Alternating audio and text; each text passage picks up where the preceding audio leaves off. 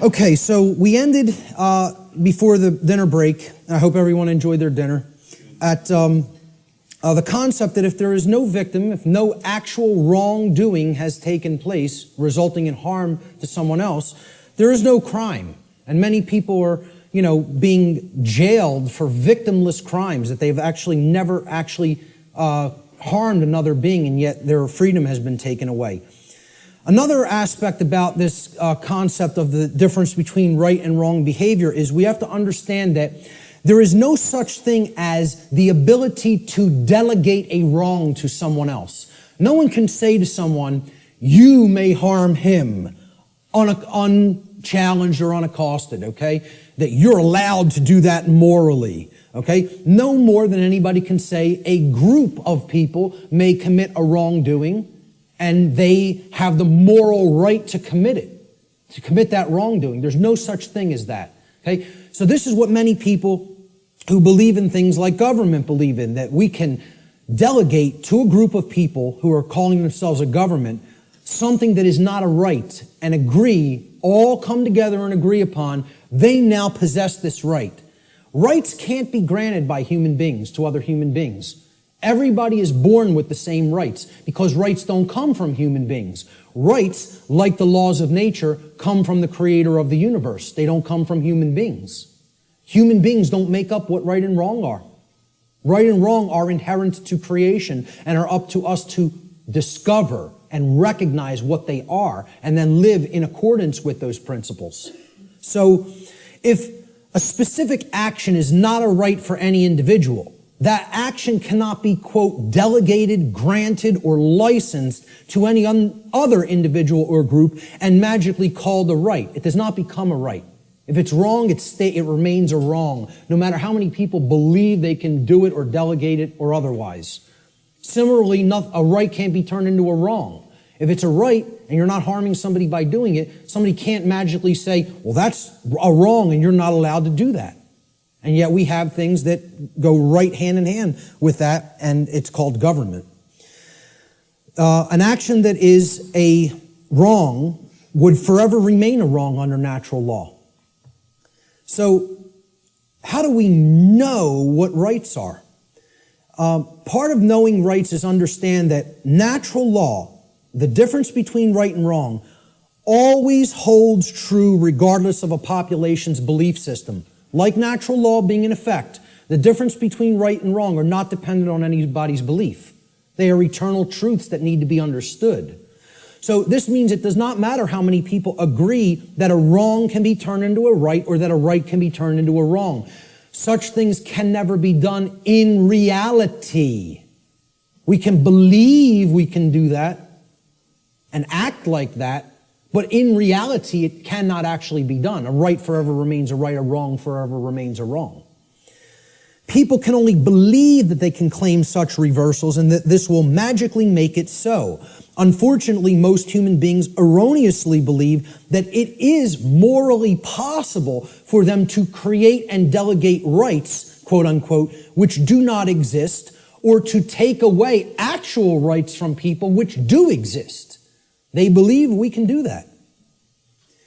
So when in doubt as to whether an action is or is not in harmony with natural law, the visualization exercise that I always ask people to do is to imagine a scenario of a planet, a world, where there is only two people, where only two people exist on an entire planet, okay? If the behavior in that circumstance, in that visualized instance, is either a right or a wrong in that instance, it remains a right or a wrong in any size population, regardless of how many people may believe otherwise. Okay? So if a right is a right for one person to do toward another, okay, or if it's a wrong, the action is a wrong for one person to take toward another, population is irrelevant. People will say, well, yeah, if there was a couple of people, that would be okay. But if in a world of 7 billion people, we can't let people do that. Well, this has nothing to do with what right and wrong is. As if they're changeable. Let's look at this scenario. So there's our world, and there's two people, okay? Two well-groomed businessmen.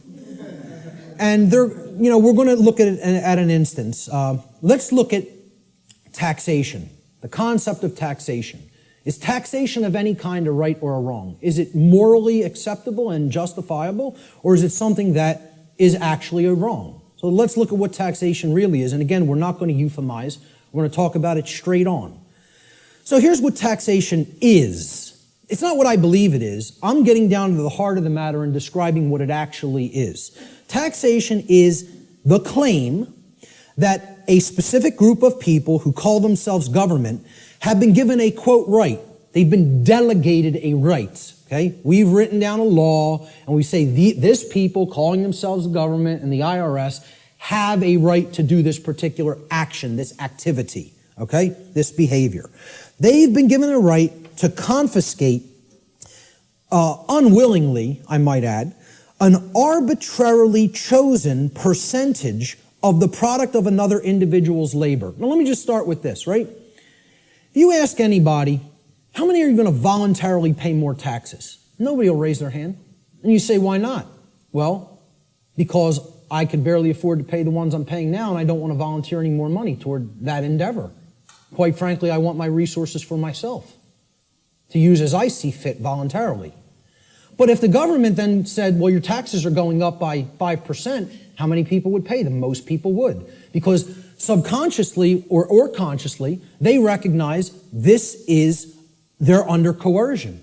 They're actually under duress. They're being told that if they don't give this at the command of the people who are confiscating it, that some form of violence will be conducted upon them, whether through the form of fining them and saying, we're going to take more of your resources, whether by saying, we're going to throw you in a cage and make you stay there for as long as we say you need to stay there, okay?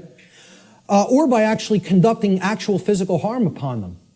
So, again, we're saying that this quote-unquote right is given to individuals who call themselves government, and then they have the right to confiscate this arbitrarily chosen percentage of the product of another individual's labor. Because that's what money is, okay? Or that's what, whatever we make through what we work, that's the product of our labor. We work and then we get compensated for it. So that's an exchange for labor that we have done. That's our property, because we gave labor in return for that. So this is done whether or not the other agrees to share that product voluntarily. It's not a voluntary process. Coercion is involved. Taxation is enforced by the threat of violence, which is behavior that will result in bodily harm, or imprisonment, which is the taking away of physical freedom of movement, if those from whom the product is being seized attempt to resist this confiscation. This practice is always, quote, justified, and the word justify actually breaks down etymologically. The word justify means to create a right. That's what justify actually means. Jus in Latin means right or law. And then facere means to create or to make. So to justify means to create right, to make a right up and conjure it into existence. So it's always justified or made into a right, quote unquote, by those who claim that such a practice is necessary and required to, quote unquote, uphold the common good. This is the justification offered for the seizure of the product of people's labor involuntarily. Now, if we are honest with ourselves, if we define the concept of slavery, and I think this is a good definition for slavery, would it be fair to say slavery is the involuntary confiscation of 100% of the product of the labor of another human being? That be a fair definition? You're saying you're working, I'm going to take whatever you generate as a result of that work that you're doing. It doesn't belong to you. The product of your labor doesn't belong to you. All of it belongs to me. So you work for me. I take everything that you have been able to amass or create through the labor that you have done. I think everybody here would agree that's slavery. That's as good as a definition of slavery as you're probably going to get. I mean, we can come up with some other definitions that involve coercion and physically shackling and keeping people. But if we really are honest with ourselves, what is the purpose of slavery to begin with is to make others work for free and then take all of the product of the labor. That's what slavery was conducted for. Okay? So, if we're defining slavery as the involuntary confiscation of 100% of the product of the labor of another human being, we should be able to clearly see that there is no magical percentage to which we could lower this number that would no longer make it slavery. So I ask people, if the person who's saying I'm going to confiscate 100% of your labor and keep it for myself would say, well, I'm going to take 75%. I'll take 3/4. You can keep 1/4 of what you've created. Would that no longer constitute slavery? And I don't care what you say I'm going to use the 75% for. Okay? If you're telling somebody you have no choice, 75% of your labor belongs to me, would that no longer be slavery just because they allow them to keep 25? Okay, let's lower it to 50. Is it still slavery? Okay. Well, what percentage could it possibly be lowered to for it not to be slavery anymore? Only 0. There is no percentage that it could be lowered to for it not to constitute slavery. And again, if we're being honest with ourselves, many people want to justify this in many ways by saying, oh, it's used for services. Services which someone doesn't have a right to refuse. You know, I tell people, hey, if I said to you, I'm a computer technician. You own a computer? Okay, I'm now your computer technician. You're not allowed to refuse my services. Just think about that for a moment. You may not refuse that I am now providing the service for your computer to keep it in good shape. Okay? First of all, what have I just taken from that gentleman? Right to choose. Free will. Right there, that's slavery. I don't even have to keep going and say, hey, if you refuse, or if you, whether you want or don't want my computer services, I'm now your technician, and I need $200 every year. I'll come over a couple of times. I don't care whether you're happy with my service or not, okay? And if you don't pay me, I'm coming and taking the computer. Now, is that really your property if you're living under that kind of duress? Or am I just a violent criminal who's saying I'm going to steal your stuff if you don't give me what I say? I'm holding you under extortion. That's duress. That's called duress. It means I am threatening violence unto the person unless they conform to my will. And that's what we're all held under. We're held under duress. All forms of taxation are duress. It is a master class telling people you have no right to refuse the arbitrarily set confiscation of your labor that I deem is going to be necessary for what I say it's necessary for. So how could you possibly claim that your home belongs to you if you're paying something called a property tax? That somebody is saying, for the services we provide in this community, you must pay us this percentage, and if you don't pay it, your house is going to be turned over to the government. And it's, you know what that's called? There's a term for that, okay? When a society doesn't actually have true private property ownership rights, and a higher class of masters actually owns the land and owns the property and only allows the peasant class to live upon the property for as long as they pay tribute to the master class, who can tell me what system of government that is? That's called feudalism. And that's the United States government and just about every government on the earth. You live in feudalism. There's no such thing as democracy. There's certainly not a constitutional republic, that's for sure. Okay? The de facto state of government, which means indeed, in action, is feudalism. And feudalism is just another euphemism. It's a euphemism for slavery. Okay? Because slaves aren't allowed to own property. Slaves aren't allowed to keep the product of their labor. You know? That's all it really is. If we're being honest with ourselves. Once again, there's my catchphrase for this section. Okay? We want to euphemize it, justify it, call it something else. Right? I said this to that New Age woman at the UFO conference. And she said, again, I prefer not to see it that way. Well, you're not being honest with yourself. You're lying. It's called lying to yourself. That's what cognitive dissonance is. It's called lying to yourself. Okay? So, If we're being honest with ourselves, taxation's merely a euphemism for theft, violence, and slavery, the practices upon which it is actually based. And since no individual anywhere on earth has the right to claim ownership of the product of another's labor, such behavior can never be, quote, delegated to a group of people and called a right. Therefore, it follows logically that all forms of taxation, I don't care what they are, excise tax, property tax, gift tax, inheritance tax, income tax, I don't care what form it is, taxes on corporations even, okay? All forms of taxation are always wrong according to natural law because they are all based in the destruction of free will, they are based on coercion, and they are ultimately based upon violence, all of which are wrongdoings, all of which are forms of theft, and all of which not one individual has the right to perform upon another. And this is what people want to justify and believe can be magically turned into a right, just because they want to euphemize it and call it taxation. Let's look at another example. Prohibition, one of my favorite, it's one of my pet peeves, okay?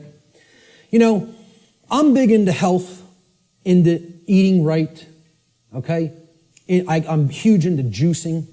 It's one of my favorite things to do. Purification of the body is part of purification of the mind, all right? But I'm going to tell you, I'm 100% for anybody being allowed to put anything into their body because they own their body. If I want to break up this remote control in little pieces and eat it with a sprinkling of pepper, then that's my right to do so, regardless of what the chips may do to my intestinal tract, okay? There's a reason I have the right to eat this remote if I want to. You want to know why? My body is my property. It belongs to me. Now, we did this in the natural law seminar. We asked people, do you own your own body? Almost every single student in the seminar, now, of course, they immediately answered, yes, I own my own body. The students grasped this, okay? The people they were asking the questions to, okay, because the students were doing the tabulation of, accumulating the answers from people that they asked the questions to. And one of the questions I asked them to ask people is, do you own your own body? Almost every student in my first natural law seminar, when they asked people if they own their own body, they came back to the next class and almost every student said, almost everybody they asked that question to paused for a long time and thought about it. Had to sit and think about this question. Could not immediately spit out, absolutely, my body is my property. And because I think people want to overthink things and say, well, am I going to own my body forever? I'm going to die one day. Does that mean I don't own it now? What's the over-intellectualization and mystification of this concept? I tell people, I recognize fully I'm going to die one day and this flesh is going to crumble and pass into the earth, okay? Does that mean I don't own my body right now? I'm using my body right now. That's why I own it, specifically. Specifically because my consciousness inhabits this body and I'm using it as the vehicle for the expression of my consciousness is the very reason I own my body, okay? And people can't spit that out. It's like unfathomable to me. The ridiculousness of some of this, that the human mind could be worked into the situation that it has been, is almost incomprehensible. So let's go forward with prohibition, okay? It's the claim that a group of people who call themselves government have been given the right to prevent others from putting any given substance into their own bodies, and if others refuse to comply with those terms, that they will be fined or imprisoned. And it should be self-evident that if an individual's body is actually their own property, and it is, then that individual always maintains the natural right to decide what will or will not be put into their property, which is their body. Why can you put what you want into your car or your home? Because you own it. It's your property. Okay? Technically, it should be. I mean, technically it isn't really, but my whole point is nobody else can tell, no other individual can tell you what you can and can't put into your home. Okay? Could I tell you, hey, I don't want you putting that jacket in your car. You're not allowed to put it in there. Well, who am I to tell you you're not allowed to put that in there? It's your property. Okay? So why would we accept that would not accept that, but we would accept I can't put something in my own body that I deem that I want in it. Okay? Because people can't separate the act of imbibing the substance or putting the substance into the body, okay, from the action that people may subsequently take. And they're two different things. So somebody might go out and want to get smashed tonight and do a bunch of drinking, but if you then go out on the street and start clubbing somebody with the nearest available blunt object, you don't have a right to do that. You had a right to go drinking, okay, any more than you would have a right to go snort some cocaine or bang some heroin into your arm, okay? I don't think those two things are particularly good ideas, but I support your right to do it. But hey, if after you do those things you go and hurt somebody else, you got to be held accountable for the actions you just took. That's what personal responsibility is all about. And these two things need to be delineated from each other. We have to clearly be able to separate the act of the right to put something into my body and me still being personally responsible for what I do with my body. Okay? So, understanding that this is a claim made to tell people that I'm going to make the decision about what you put into your body, we can easily see this claim of this right to command what will or will not be put into the body of another person. What it actually amounts to is a claim of ownership upon the body of another person. If I'm telling you you can't drink orange juice, I'm making a claim, your body belongs to me because I'm going to decide what goes into it or what does not go into it. Okay? So if I say carrots are off limits for your consumption, sir, and they may not be ingested, I've just made a claim that I own your body. Well, what's the claim on the ownership of another person's body called? Slavery. If we're not euphemizing it, and if we're being honest with ourselves. Okay? Prohibition is merely, the claim of ownership upon another person's body is called slavery. Therefore, prohibition is merely a euphemism for slavery that is backed by violence, regardless of the justifications made by those who claim such practices are, quote, necessary for the common good. That's always the justification. Since no individual anywhere on earth has the right to claim the ownership of another person's body, such behavior can never be delegated to a group and magically termed a right. Therefore, all forms of prohibition are always wrong according to natural law. Doesn't matter what the substance is. Doesn't matter what it is. How destructive it may be to the body or brain. Look, if I want to go under my sink, take some cleaning supplies and make a nice cocktail with some lye and some roach poison and some rat poison, stir it up in a water solution and go glug, glug, glug, glug, glug. That's my right. Want to know why? Because I own my body. I own my consciousness and my body, period, the end. So if I want to do that, that's my right to do so. Okay? Nobody has a right to tell me what I can and cannot put into my body. Yet we accept this because of these justifications that, it's for the common good.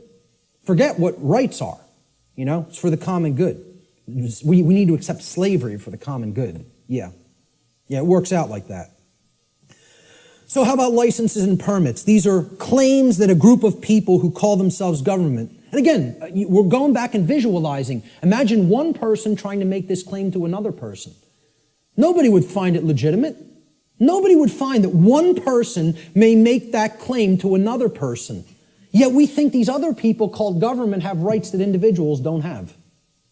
That's what we think. That's called mind control. Mind control is getting people to accept some people have rights that other people don't have. That's what it is. You know? So go back to that visualization exercise.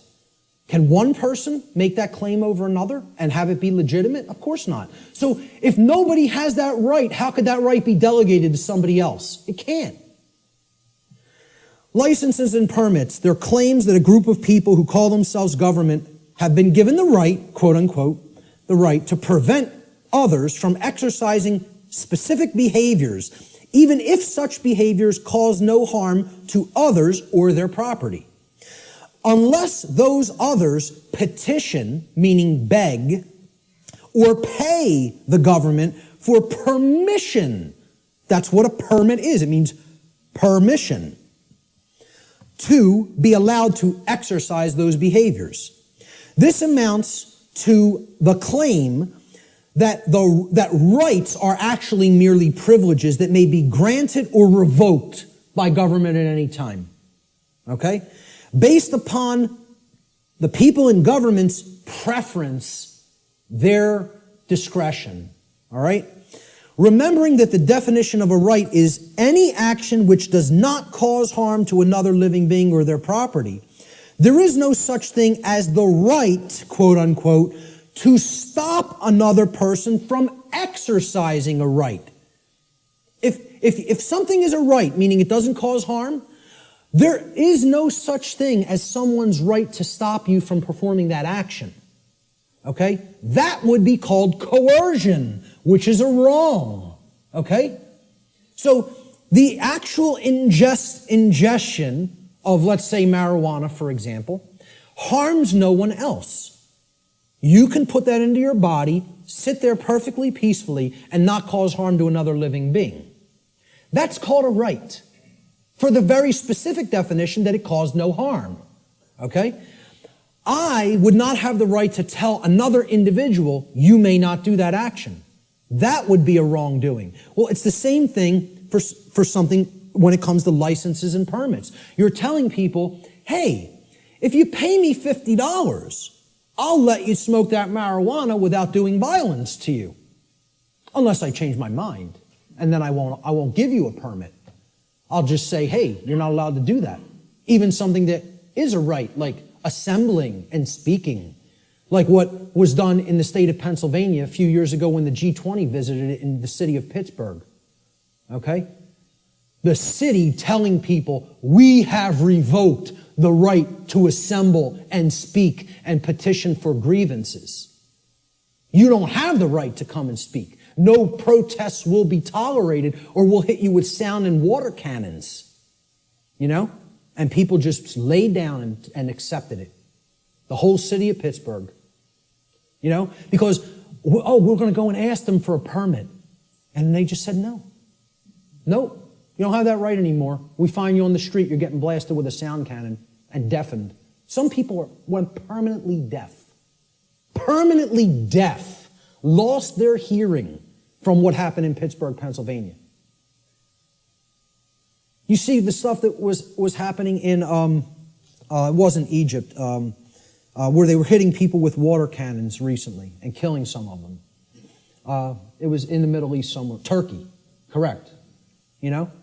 Hitting people, some people died getting hit in the eye with such pressure it hits the brain.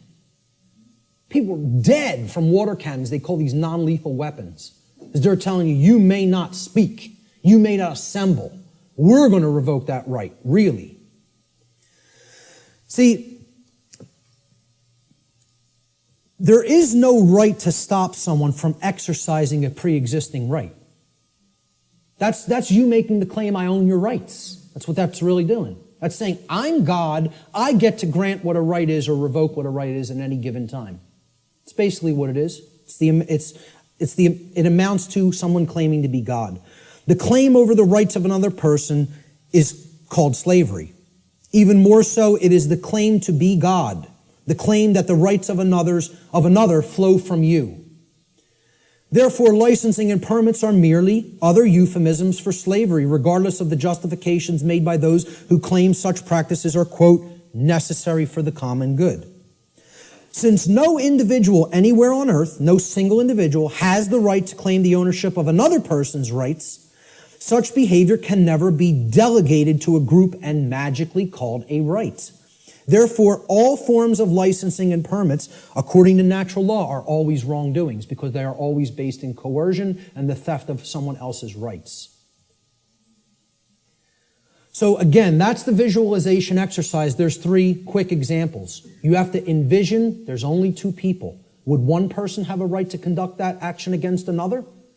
If the answer is no, the right cannot be, there's no such thing as calling it a right and delegating it to other people and telling them now you're allowed to perform that behavior. It's always a wrongdoing. But people, because of this idea, this mind control called government, want to believe that that right exists, that we can delegate something that is a wrongdoing. Force versus violence. We need to understand that these concepts are complete opposites of each other. They are not the same. The terms should never be used interchangeably with each other because not only are they not even remotely similar, they're direct, diametrically opposed opposites. Let's look at the difference. They're often spoken about as if they're the same, and they're used interchangeably, when in fact they are actually diametrically opposed to each other. Force, the definition of force, is the capacity to do work or cause physical change in the physical world. Okay? For any change to be created in the physical world in any capacity, force must be used and applied. There's nothing you can do that doesn't require force if you're going to make a change happen in the physical. Okay? So, to set up this equipment, force was required. We had to lift it, we had to set it up, we had to plug in the cables. Force is required to do all those things. It's the capacity to perform physical activity, physical work. Okay? Action, force is actually action which is in harmony with morality and natural law, because the taking of it, the usage of it, doesn't violate rights of other people. So as soon as you're stepping over the line into coercive usage of force, that becomes violence. The initiation of force for coercive reasons, for coercive applications, becomes violence. That's what makes it violence. Force itself is not violence. As such, force is action which one always possesses the natural right to take, and this includes the defense, the physical defense of someone's person, their body, against the act of violence. Force may be applied in that situation. When you are accosted with violence, you do reserve the right to use physical force defensively against such an assault. Violence, on the other hand, and this is the key to keep in mind with violence, it is the immoral initiation of physical power to coerce, compel, or restrain unrightfully. No one has the right to ever enact violence, because violence is always starting it. Initiation, that's the key word there. It's the immoral, the unrightful initiation. So, teachers in schools will, if there's a skirmish that happens between a couple of male students one day, they'll say, it doesn't matter who started it. All that matters is who started it. All that matters is who started it. All that matters. Because the person who actually conducted violence is the person who struck first. They initiated the immoral use of physical behavior, of physical force, physical power to coerce, compel, or restrain. Therefore, when the person beats back that physical assault with force, they have not committed an additional wrongdoing. Okay? It's difficult for many people to understand who are in right brain imbalance. They don't want to acknowledge that you maintain the natural right to use force when you are accosted with violent behavior. If someone just came up to me on the street and started swinging, okay, because they want something I have, or just because they don't like the look of me for whatever reason, they don't have the right to do that. If I replied by beating back their attack with sufficient force to put that action down, how many wrongdoings would have been committed? One. Correct. One. Not two. One. Because I maintain the right to defend myself with physical power, with physical force when necessary, when violence, meaning someone else started the immoral behavior. That's what matters, the initiation. Who started it is all that matters. All that matters. And again, it's a very difficult thing for the ego to comprehend. The ego doesn't want to hear that. It's been conditioned so long that responding with force is also violence. We are verbally and mentally equating these two things, and when in fact they are actual complete opposites. Okay, if a kid got hit by somebody else in a school, and then that other kid maybe said once, stop what you're doing, and then when the other kid wouldn't stop, he punched him and knocked him out. Okay, I would ask other people, who struck first? And if the kid lying on the floor struck first, I'd say you got what you deserved. That's it. Because that person had a right to defend themselves. You had no right to strike him. You initiated the violence. He responded with defensive force. Many people don't want to hear that because they're very conditioned. And I'm not saying you have to do that. You also reserve the right not to do that. But the right does exist. Both things, both rights exist. You would have the right to not respond with physical force, but you would have the right to respond with physical force. See, that's a free will decision that the person has the right to choose between those actions. I don't even look at either one of them as the high road. You know? Personally, I think if somebody keeps beating somebody and keeps conducting violence to them, and the other person keeps accepting it and never rebels against it and never uses any force to put it down, I almost look at that as the low road. I'm not a pacifist. Not a pacifist. Okay? I am 100% about non-violence, meaning don't initiate harm to other people. Don't start it. Don't start none, won't be none. In street lingo. That's how it really is. Okay? But if somebody else starts it, they're asking to be put down with the amount of physical force that is required to put down the act of aggression. Violence is coercive action. See, that's the key. It's always coercion. Saying, you're going to do what I want you to do, or then I'm going to strike. Then I'm going to commit the act of violence. It's coercive. It's action which is always in opposition to morality and natural law, for the very reason that it involves the violation of others' rights. That's why it's called violence. It's a violation. The act of violation it resulted in violence. Your rights have been violated. That's why it's called violence. It's the same root word. Violence is action which one never possesses the right to take, ever. There is no such thing as the right to commit violence. Doesn't exist. Because violence is the immoral initiation of physical power to compel, coerce, restrain, which no one has the right to do. No, you don't have the right, no one does have the right to initiate that type of action. Force, on the other hand, there is a time and a place to exert that force in a defensive capacity. All right, so we'll talk about that here. This piece of trash comes up to somebody on the street and says, give me everything that's valuable. I want your shoes. Oh, they're leather? Take them off. Take the wallet out, all the jewelry. Give me your purse. Give me your wallet.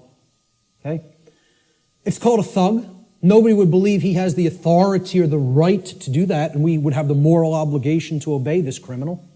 You know, if the criminal started calling himself government, we might start believing him. Right? But let's say somebody on the street saw what was being done, took out their own 9mm and blew this guy away. How many acts of violence were committed? One. They would look at it like that. But what I understand. But again, that's somebody saying, I prefer not to see it that way. Well, again, perception and reality do not really align in many cases. They're not the same. That person is incorrectly perceiving what is. They're not seeing the truth. And many people don't want to hear that that's the truth because they're very conditioned and they are very well-behaved slaves.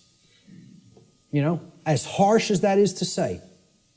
They don't want to understand that the inherent right to use force against violence exists and is always our right. Always.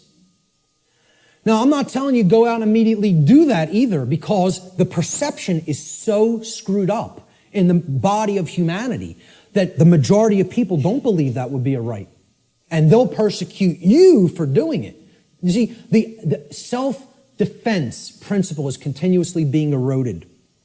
Human beings possess the natural right to defend themselves from violence with defensive physical force.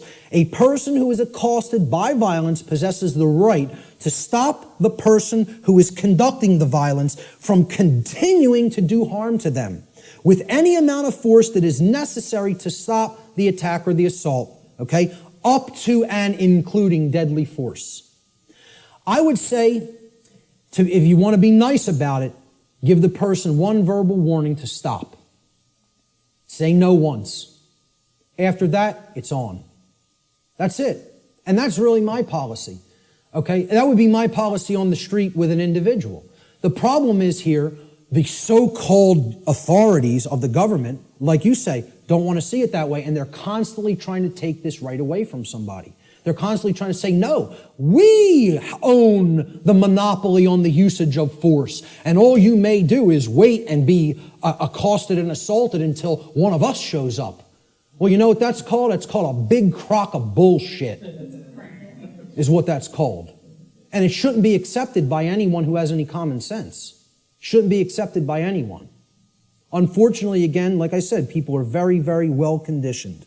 And they think that this is an example of two wrongs don't make a right. There's no two wrongs committed there. There's one wrong committed, and then there's a right that is being exercised. Big difference between exercising a right that involves the defensive use of force and committing a wrongdoing which involves the initiation of violence. And people got to get clear on this. They have to get clear on it. So the question becomes, does violence magically become a right when it's conducted by government? When they shut down people's free speech rights and assembly rights? Or when they conduct direct theft from people through what's this euphemized form of slavery called taxation? And like I said, I'm not asking you to accept or believe taxation is slavery. I'm telling you, if you don't understand that, you're wrong. I don't care what you think. I'm telling you it is that way in truth and in reality. Taxation, slavery. Shutting down of people's rights is slavery. Telling people what they may or may not put in their body is slavery. It's not my perception. That's what is. Okay? And that's what we're accepting as a people. We're accepting that. These people have no more right to do it than any other individual would. And this concept brings us to the way I try to define and explain to people what real spiritual enlightenment is. Because what the New Age community is telling you that an enlightened being looks like is equally as a big crock of bull of what people who don't understand the self-defense principle believe. Okay? Enlightenment is not what this New Age nonsense community is trying to tell people that it is. All right? It's not about not taking action and sitting under a tree and meditating until you're magically enlightened. Okay? Enlightenment means knowing what's going on around you. Enlightenment means knowing what's going on within you. Enlightenment means truly knowing the true objective difference between right and wrong and living that in your life on a daily basis. Enlightenment means not aggressing upon your fellow human beings, but not agreeing voluntarily to be aggressed upon by them either. Okay? There's two pillars, two dynamics that go hand in hand with real enlightenment. I call this the two pillars of enlightenment. Okay? So here they are. The first pillar is the sacred feminine principle. This has been called the non-aggression principle. All right? It is the simple law of don't engage in violence. Or, quite simply put, don't steal. Don't steal. We talked about that. That's what all spiritual law can be boiled down to. Don't steal from other people. Don't take what isn't yours. Don't take life that isn't yours. Don't take property that isn't yours. Don't take rights that aren't yours. They're the property of others. Respect their ownership. Okay? Most people can grasp this pretty readily. Okay? And even in the New Age movement, they grasp this. In other words, don't immorally initiate non-rightful use of physical power to coerce, constrain, or compel the rightful physical behavior or free will choice of another sentient being. Respect other people's free will, their rights, their property, their life, period. Real simple. It's the golden rule. Don't do things to other people that you don't want done to you. I always state it in the apophatic, in the negative. It's much more powerful that way. But there is a second principle, a second pillar or tenet of enlightenment, if you will. This is the sacred masculine principle. This is what religions of the world, whether they be government, organized religion of different regions of the world and cultures, the New Age movement, all right, this is what they are seeking to suppress. Because religions are right brain modalities. They're right brain methods of mind control. Just like government, who thinks it's a monopoly on the physical use of force, that's a left brain imbalanced mindset. All right? The second pillar of enlightenment is the sacred masculine principle, which is also known as the self-defense principle. Your body's your property, you have a right to defend it when it comes under attack by violence. This principle states, sentient beings have the inherent right to use force to defend themselves from violence conducted upon them by another. This is the part many people don't get. That's why we're not rebelling against our slave keepers, our slave masters who are masters of other people in their own sick, distorted, psychopathic minds and are nothing but thugs and criminals that people magically believe have the moral authority to continue to do what they're doing just because they euphemize slavery and call it government now. That's the sacred masculine principle. There is no such thing as an enlightened being that doesn't fully grasp both of these principles. Anywhere. Never has been. There's no such thing as half measures. You got to get them fully, both, or you're not there. And that's the problem. We're not all the way there. If people were already there, they wouldn't be tolerating what we're putting up with. More aggression against people's rights is being conducted in this country than when the founders of this nation actually separated from England. And they would have been horrified. I tell people, look, not to get nasty, but I tell people, if the founders of this country could magically come back to life somehow and see what's going on in this country, they'd take a piss on people. That's what they would do. That's how much disrespect they would have for what we're putting up with. Again, just to say it the way it really is. That's what they would want to do to us. Because they would tell us, we warn you about all this. We warn you about it all. And you know what you did? You ignored it. Ignored it. So what did all those people who died in that revolution die for?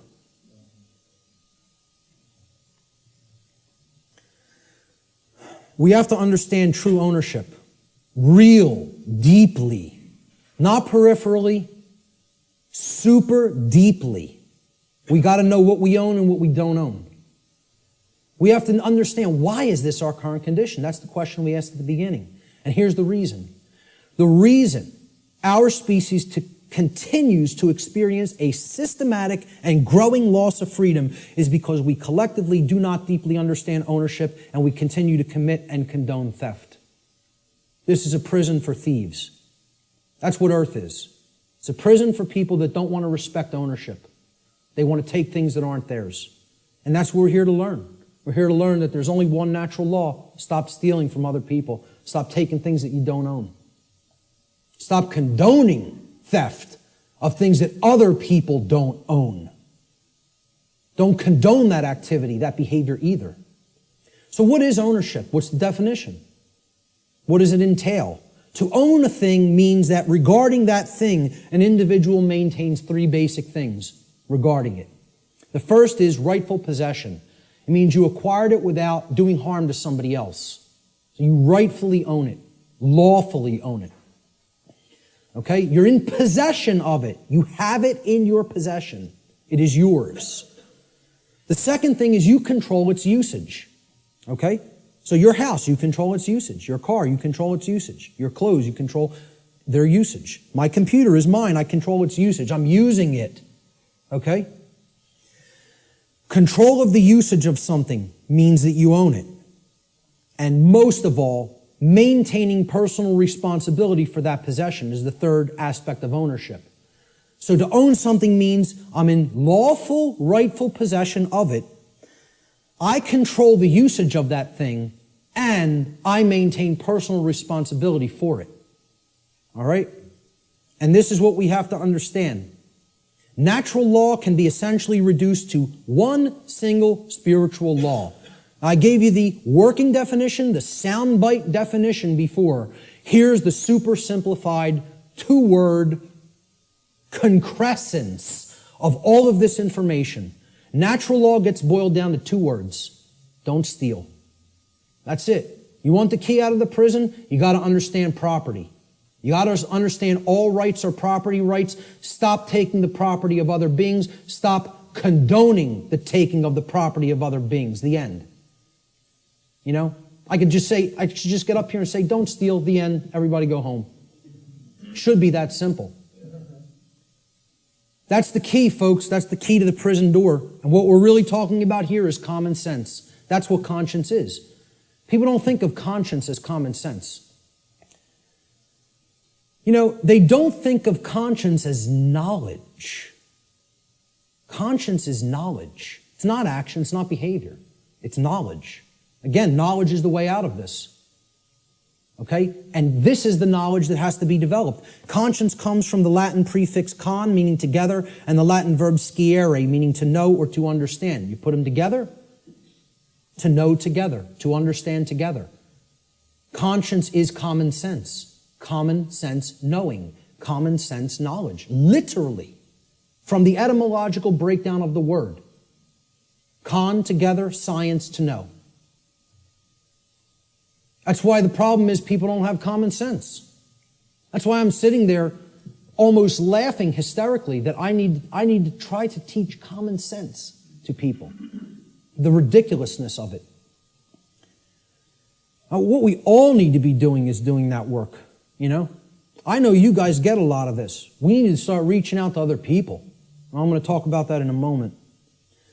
Conscience, the definition of it, is the definitive knowledge of the objective difference between right and wrong according to natural law. Objective. Definitive. Okay, it's not up for debate. It exists inherently and objectively. It can be understood, known, discovered. This is different from action. Conscience is the knowledge, then we act upon it. Okay? So it's different from understanding something and acting upon it. Right? To have conscience is to have common sense. It's to know the difference between right and wrong and understand that difference deeply. Then we're going to convert that into action. We exercise conscience. The exercise of conscience is actually action. The exercise of conscience is the free will choice of right action over wrong action once the definitive knowledge of the objective difference between right and wrong according to natural law has been acquired and integrated into the being. We acquire that knowledge first, understand it, then we act in either accordance with it or disharmony with it. If we act in accordance with it, it's called the exercise of conscience. That's action. The law of freedom. This is one of the basic laws within the body of natural law. It's real simple. The law of freedom states that freedom and morality are directly proportional. It's a mathematical equation that works 100% of the time flawlessly. As morality increases, freedom increases. As morality declines, freedom declines. This means the more moral a population is, the freer it becomes. The more immoral a population is, the deeper into bondage and slavery it goes. Another way of saying this is to say that the presence of truth and morality in the lives of the people of any given society is always inversely proportional to the presence of tyranny and slavery in that society. The more truth and morality there is, the less tyranny and slavery there is. The less truth and morality there is, the more tyranny and slavery there is. That's the law of freedom. And many people don't want to understand that. That these two things are inextricably interwoven and connected and can never be separated from each other. The presence of truth and morality in a society and the presence of freedom or its lack in a society. True freedom can never exist in a society that embraces moral relativism, which is the idea that there is no inherent and objective difference between right and wrong. So that humanity may just arbitrarily create or decide right and wrong for themselves. That's the ideology called moral relativism. As I've said before, it is the second tenet of the satanic religion. And it is deeply entrenched in this country and in the world. In our polls that we conducted, the psychological little tabulations that we did asking several people questions, 2/3 of people were moral relativists. 66%. Think about that.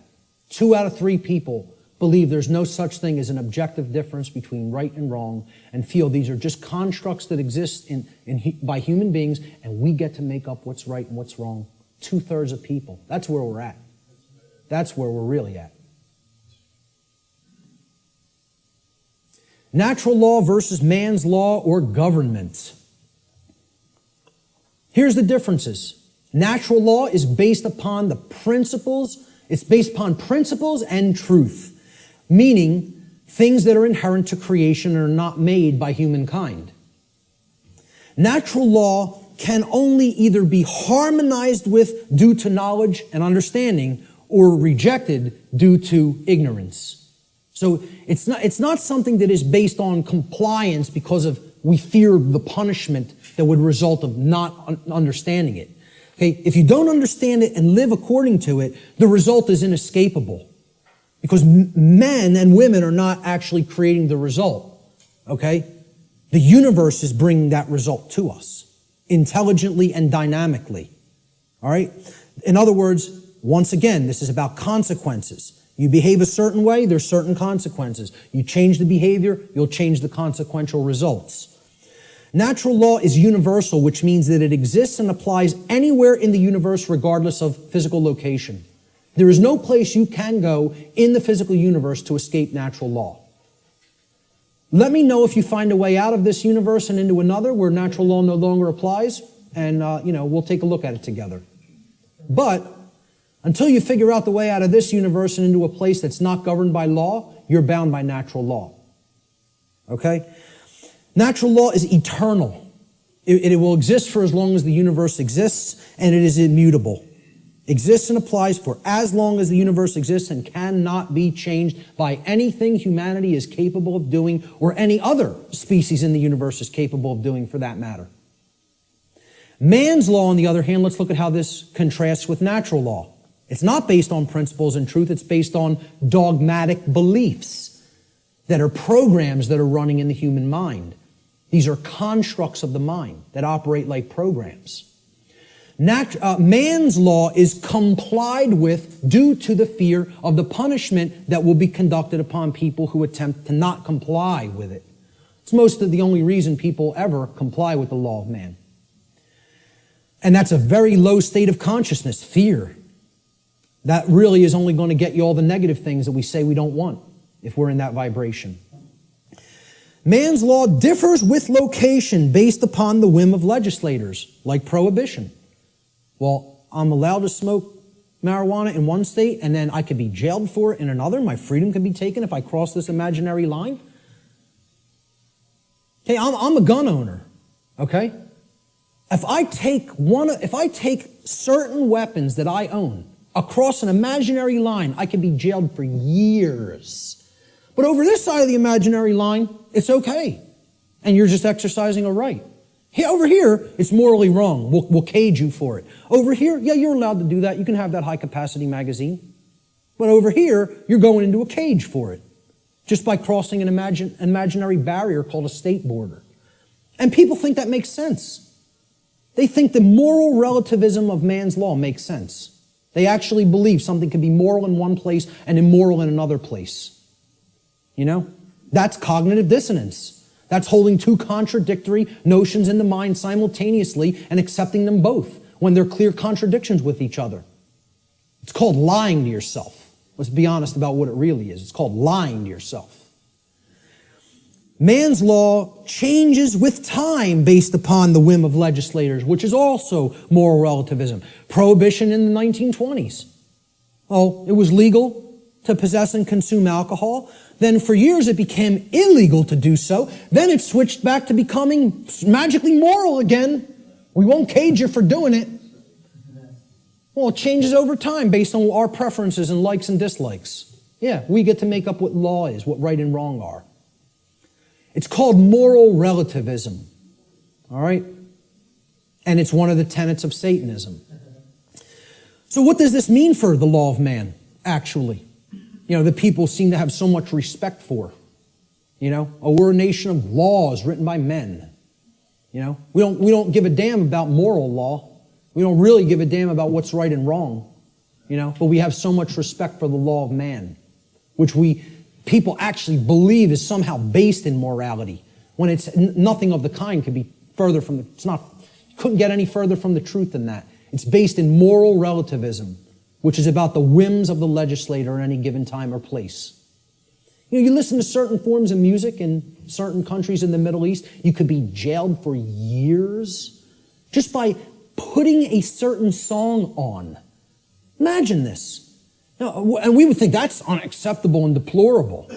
Yet we think, you have this 30-round magazine here. This state only allows 10 cartridges to go into a magazine. I bring the physical object, even if it's not loaded with any ammunition, into another state. I can be put in a cage. Physical piece of plastic. You know, it's just total nonsense. Either something is a right and you're allowed to own it and you need to be responsible for it, or it's not a right because you're harming somebody. You know, it doesn't get any simpler than that. So what's this all mean for man's law? In light of natural law, what does it mean? To understand natural law, what does that mean for the laws of man here on earth? What it actually means, it's simple if-then logic to apply. If a particular man-made law is in harmony with natural law, then it follows logically that it is redundant. It is stating the obvious. It is stating what is already known. It's like saying, I'm going to write down, yes, during the day the sky refracts a blue frequency. The sky is blue. I'm going to write that down and make it so.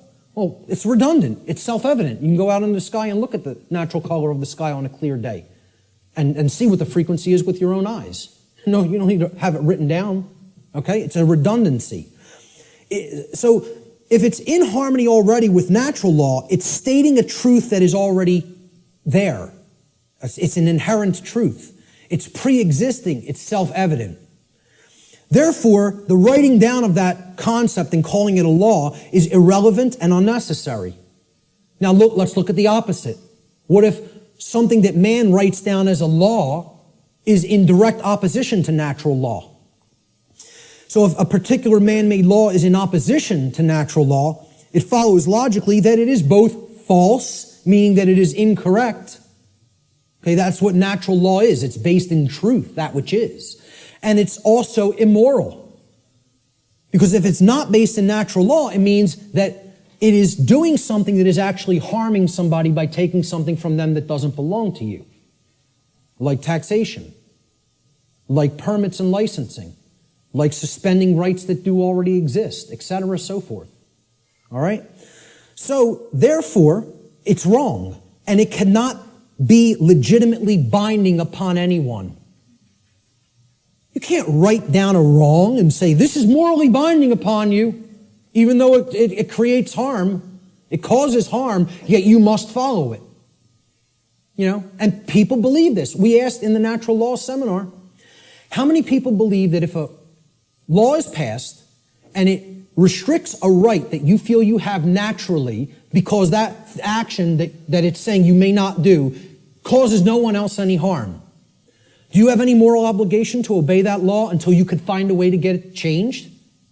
And over 2/3 of people said, yes, you have a moral obligation to obey that law. Because these people have the moral right to issue commands and write down laws that constrain you, even if that behavior actually doesn't harm anybody and therefore is a natural right. You would still have to try to find a way to get that law changed. Nonsense. Nonsense. No one can be legitimately bound to a dictate of man that prevents somebody from exercising a natural right. It's called mind control, is what it's called. So in light of the differences between man's law and natural law, in light of natural law, man's law is both irrelevant and unnecessary, as it is either redundant because it is in harmony with natural law, or it is completely immoral because it is in direct opposition to natural law. This is a system of slavery that is not needed. There is equality under natural law, perfect equality. Everyone has the exact same rights. No one has any more or less rights than anyone else. Also, since rights are not created by humanity, and since they are the birthright of humanity, gifted to us by the creator of the universe, no human being or group of human beings is actually capable, in reality, of granting rights to anyone else, nor is any human being capable of revoking rights from anyone else. Everybody has the same rights. No one can make up a new right. No one can grant a right to somebody that is actually a wrong. Does not exist, never has existed, never will exist. This is an illusory belief system.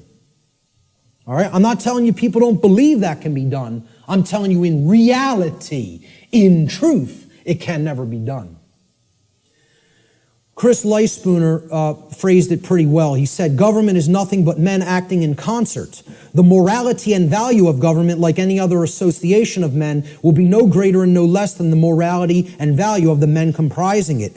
Since government is nothing but men, its inherent, quote, authority to act is in no way greater or different than the, quote, authority to act of any individuals in isolation, like that example of two people on the planet. Government has no magic powers or, quote, authority that is not possessed by private individuals. Let he who asserts that government may do that which the individual may not do assume the onus of proof. That means the burden of proof, and demonstrate his contention. And you know what? There's nobody on this planet that can do that. Because when it comes down to it, if you're telling somebody else they may either commit a wrong against somebody else or prevent someone else from exercising a right, that's a lie. And that does not exist. Not in reality. It exists in a diseased mind is where it exists. Only in a sick mind is where that belief exists. You have to be imbalanced in the mind, in the psyche, to believe that that's true. It's a mental illness. I mean, that's what it really is. The word government, you break it down. People say this word every day almost, and yet they've never looked at the etymological roots of the word. It comes from the Latin verb gubernare. Once again, no V in classical Latin. No V, okay? So again, V's were rendered as either B's or P's in classical Latin language. So you could write this in what would be more modern Latin as gubernare with a V. But in classical Latin or ancient Latin, there is no V, so it would have been rendered with a B, gubernare. Now, what's the election of a governor called? It's called a gubernatorial election. Gubernatorial. Gubernare is in there, okay? Gubernare means to control. The verb gubernare in Latin means to control. The Latin noun mens, which is where the second part of the word ment is derived from, means mind. Okay? So you put these together, and the word government actually literally, from its etymological roots, means to control the mind, or in other words, mind control. Now, I'm going to put something else up here for a moment. The etymological origin of the English suffix ment, M-E-N-T, is often debated in this etymological breakdown. All right? And I've gotten stuff about this constantly, and I've told people I'm not interested in hearing about it anymore. I know where this comes from. I know why the creators of the English language made it so. Made it like this. Okay? It is overwhelmingly clear by people who have studied linguistics and the origins of words, okay, in English from ancient languages, that the creators of the English language deliberately chose the Latin noun mens, meaning mind, to represent or mean in English the state of or the condition of. And this was done in direct keeping with the first principle of natural law, as we've already discussed, the principle of mentalism, which demonstrates that in order for any particular thing, event, or circumstance, any state or condition to exist in manifested reality, as it currently does, which is known as the plane of effects, it must have first existed in the plane of causality or the mental realm, the mind. Okay? We've already looked at that principle of natural law.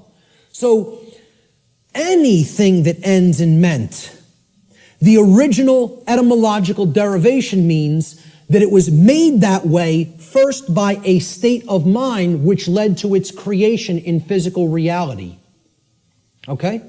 Any word you can think of that ends in M-E-N-T, meaning the state of or the condition of, means it happened in mind first, and therefore it led to the state of or the condition of in physical reality. Okay? So, when I say that government means mind control, It literally does, and that is an accurate etymological breakdown. Okay? The word mens was deliberately chosen for specific reasons. And I just explained the reason of that meaning, the state of or the condition of. And many people want to hotly contest that. I'm telling you outright, they're wrong. They don't understand why that was chosen. Mens, meaning mind, was chosen deliberately to mean the state of or the condition of. Government is based on this illusory and false concept called authority.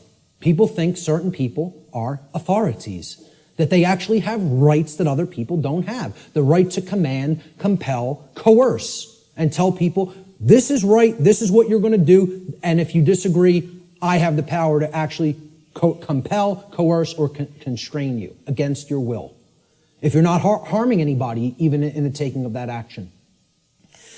Authority is based upon an equal illusion that is called jurisdiction. Now, if we break down this word, it comes from the Latin noun. Jurisdiction comes from Latin, jus juris. Jus juris in Latin means law. Juris is the possessive case. And the Latin verb dictere. So, jus dictere, juris dictere, jurisdiction. Okay? Dictere means to say or to speak. Thus, jurisdiction literally means to say what the law is. Or in other words, we get to make up what the law is. The law is not something that exists in nature and is based upon right and wrong and truth and morality. No, we get to make it up. We're God. We get to say what's right and what's wrong. And therefore, since we make the law, we're the owners of these people. They're in our jurisdiction. You know, we own them. And we get to make up what they're allowed to do and what they're not allowed to do. Authority ultimately is an illusion, again, of a diseased mind, a diseased psyche, based entirely in violence and built upon the erroneous and dogmatic belief that some people are masters who have the moral right to issue commands and others are slaves who have a moral obligation to obey the commands of the masters. I don't care what you want to call it. You can euphemize it any way you want. I call it what it really is. Slavery. That's what it really is. Doesn't come down to anything else. You can call it whatever you want, euphemize it, try to make it sound as nice or as pleasant as possible. It's all one thing. It's called slavery. It's always immoral and it needs to be ended. That's it. And we have to develop the knowledge and the courage to end it. The knowledge, the care, and the courage to end it. The belief in the legitimacy of, quote, authority, this illusory nonsense notion, is the belief in the legitimacy of slavery. Anybody who believes in that authority is legitimate and government is legitimate, whether they want to admit it or not, or know it or not, or understand it or not, I don't care what they believe. They are advocating the legitimacy of slavery. That's not my belief. I don't care who calls that my belief. I'm just looking right into the camera and saying this. Because I know the people in this room know that that's not my belief. I'm telling anybody who's listening to this, that's not my belief. That's eternal truth. Eternal truth. Okay? You believe in these concepts, you are a supporter of slavery. The end. That's how it really is. Not because I said so. Because that's how it really is. Okay? And that's called mind control. For somebody to believe that slavery is legitimate, you gotta be under deep mind control. You gotta be either that or a sick, psychopathic, absolute piece of garbage. Okay? One of those things or another is true if you believe in those concepts. And again, I'm not afraid to tell it to somebody right to their face like that. I don't care. I'm not here to serve truth, make friends, or be liked. I'm here to tell people what the truth. I'm not here to serve human beings, make friends, or be liked. I am here to serve the truth. Whether it will be accepted is not up to me. I'm doing what I'm charged to do by creation. Okay? Whether it's accepted is somebody else's karma, not mine. Ultimately, authority is the idea that man can become God and through, quote, jurisdiction, dictate the law. What the dark occultists of this world, who are behind ostensible governments in the world. You know, they set up all these institutions as temples, right? What this sick psychopathic priest class ultimately believes is they're going to become God. We're going to turn natural law on top of its head, and we're going to rule in hell. That's it. We're going to rule in hell. It's a religion. This is a religion. Okay, government's a religion. The concept of authority is a religion. Most people don't see it that way. And I mean religion in the term of false religion. Okay? It comes from the Latin religare. I laugh when I hear people say it comes from relegare or relegare, R-E-L-E-G-A-R-E, or relegare, okay? Which means to read over again, to go back over something that you've already read and read it again. It's the most ridiculous, nonsensical derivation I've ever heard for the word religion, to reread. I mean, please, let's put this to bed, folks. Religion does not mean to reread. It doesn't come from relegare or relegare. I can't remember which infinitive is used for that verb offhand, but it comes from religare, hence religion, R-E-L-I-G-A-R-E. All right? Relegare means to tie back, to hold back, or to thwart from forward progress by tying or binding. Tying up so that you can't move forward. That's what relegare is, and that is the etymological root of religion. Because a false religion is a system of control that is based in unchallenged dogmatic belief which keeps the mind in a prison in order to hold back the progress of consciousness. And that's where the bulk of humanity is at, in a brain cage. They're in the mind cage, okay? There is a positive connotation of religion. It also means to reunite with. And what we need to reunite ourselves with is the truth and common sense and natural law and a knowledge that there's no such thing as legitimacy to slavery. That's what we need to reunite with, you know? And then we'd be living with true religion. We'd be practicing true religion instead of fake religion. We got to stop trying to make our religion truth. And we got to start making truth our religion. That's what needs to be done. So what's the one true divide that exists in humanity? People say, oh, this is separation talk. We're all one. No, we're not. There is one true divide that does exist in reality. And here's what it is. The one true divide that separates humanity into two distinct types of individuals. The criteria for this divide is whether or not an individual believes in, quote, authority, and therefore believes that there is legitimacy to slavery. The two groups of people are the people who know slavery is never legitimate and people who believe that it can be legitimate. That's what actually separates humanity. See, all the other things, divide and conquer. Race, religion, sexuality, income, religious belief systems. These are all divide and conquer techniques. There's one real difference, whether somebody believes in slavery or not. And of course, people have called this difference statists and anarchists, right? So here's a couple of memes that I picked up on Facebook. Statism is the brilliant idea that we give a small group of people the right to kidnap, imprison, harass, steal from, and kill people so that we can be protected from people who kidnap, harass, steal from, and kill people. Yeah, that makes a whole lot of sense if you ask me. I think it's going to work out brilliantly with that system in place. Okay? An anarchist, I couldn't find any good pictures of anarchists because they're all fake anarchists who want to destroy property and think that they're somehow doing the world some good. You know, the black bloc. They're really communists in disguise. Okay? When you really boil down to it, they don't know what anarchy is at all. They're just some, Marxists who thinks that that ideology, that junk ideology is some kind of a pathway to freedom. It's a bunch of left-brain clowns who have no understanding of natural law. Go put your polka dot jumpsuit and some floppy shoes on and go get yourself a nice clown nose. Seriously, because that's what those people are. They're a joke. They're a joke. They don't know the first thing about what freedom is. Not the first thing. Okay? So, I was looking for good pictures of anarchists. So I was going to put, like, maybe myself, Larkin Rose, Freeman, Frater Rex, people who get all this stuff, who I personally like their work. Michael Tessarion, etc. David Icke. But I said, hey, let's put a meme up there that really expresses it. So I found this picture of Jesus, a meme that says, I'm an anarchist, but most of my followers are statists.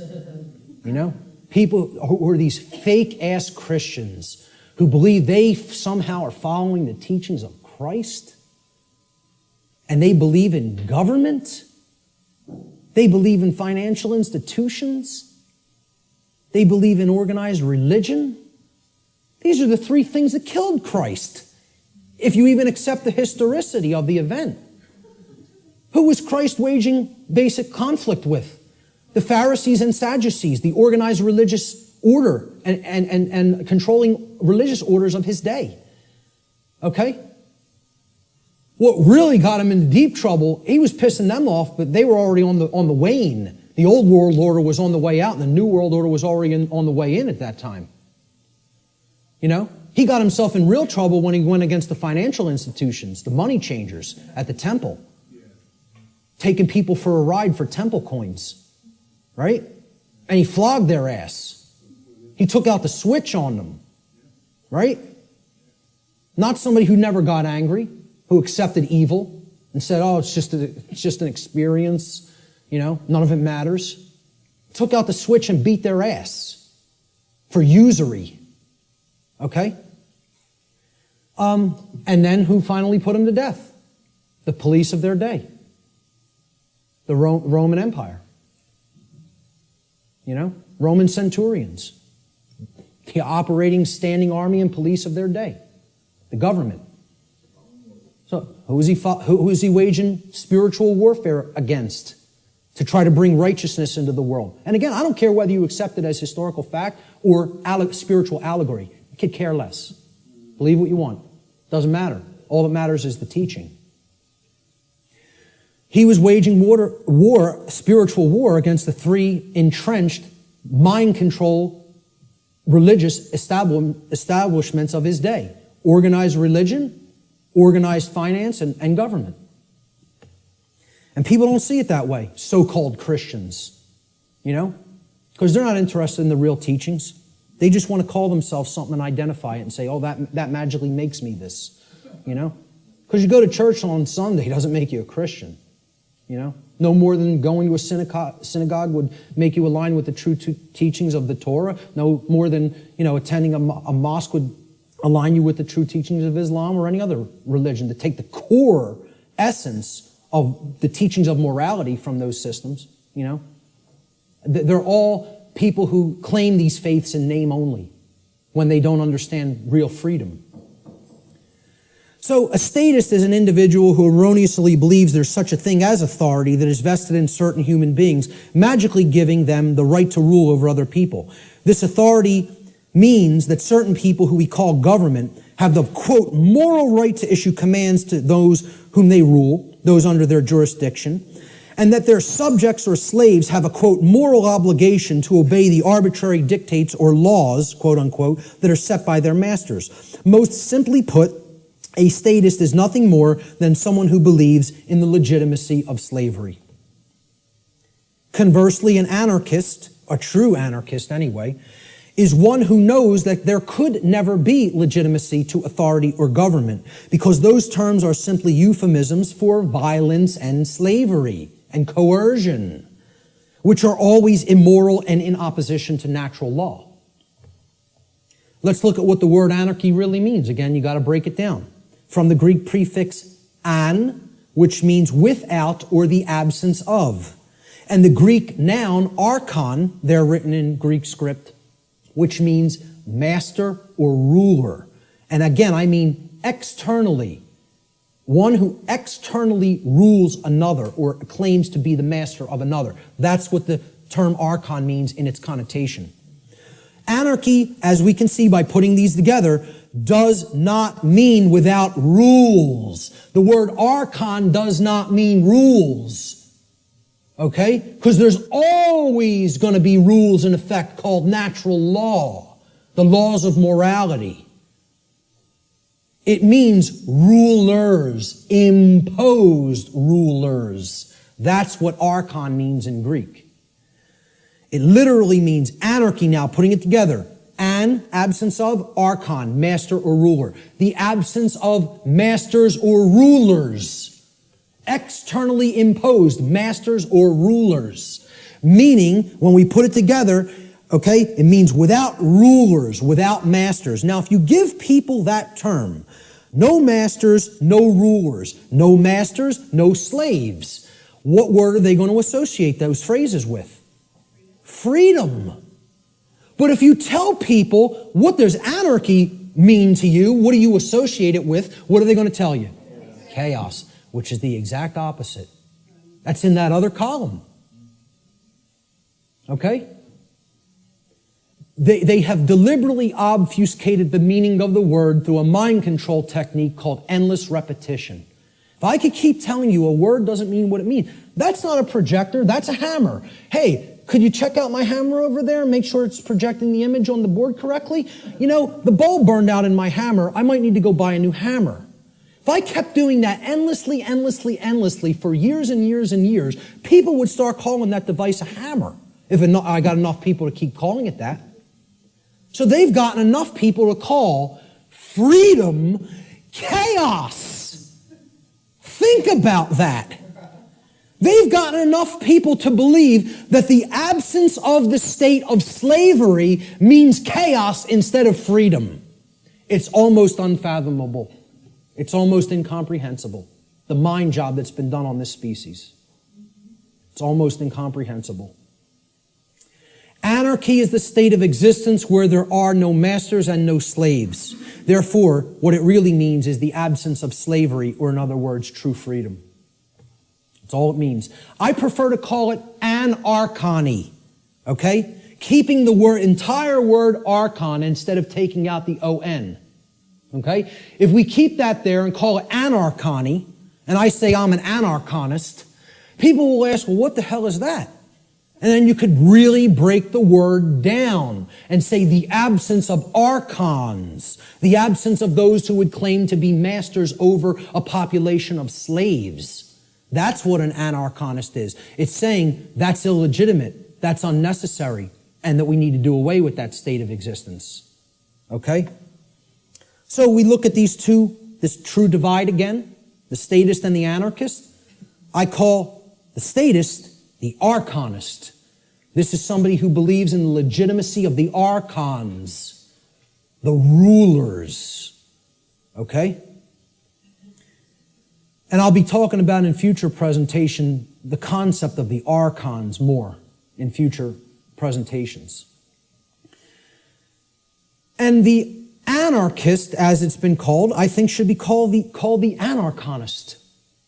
Because that's somebody who knows that there's no legitimacy to the mastery over other people, or the rulership externally over others, keeping them as slaves or subjects. There's no legitimacy to that.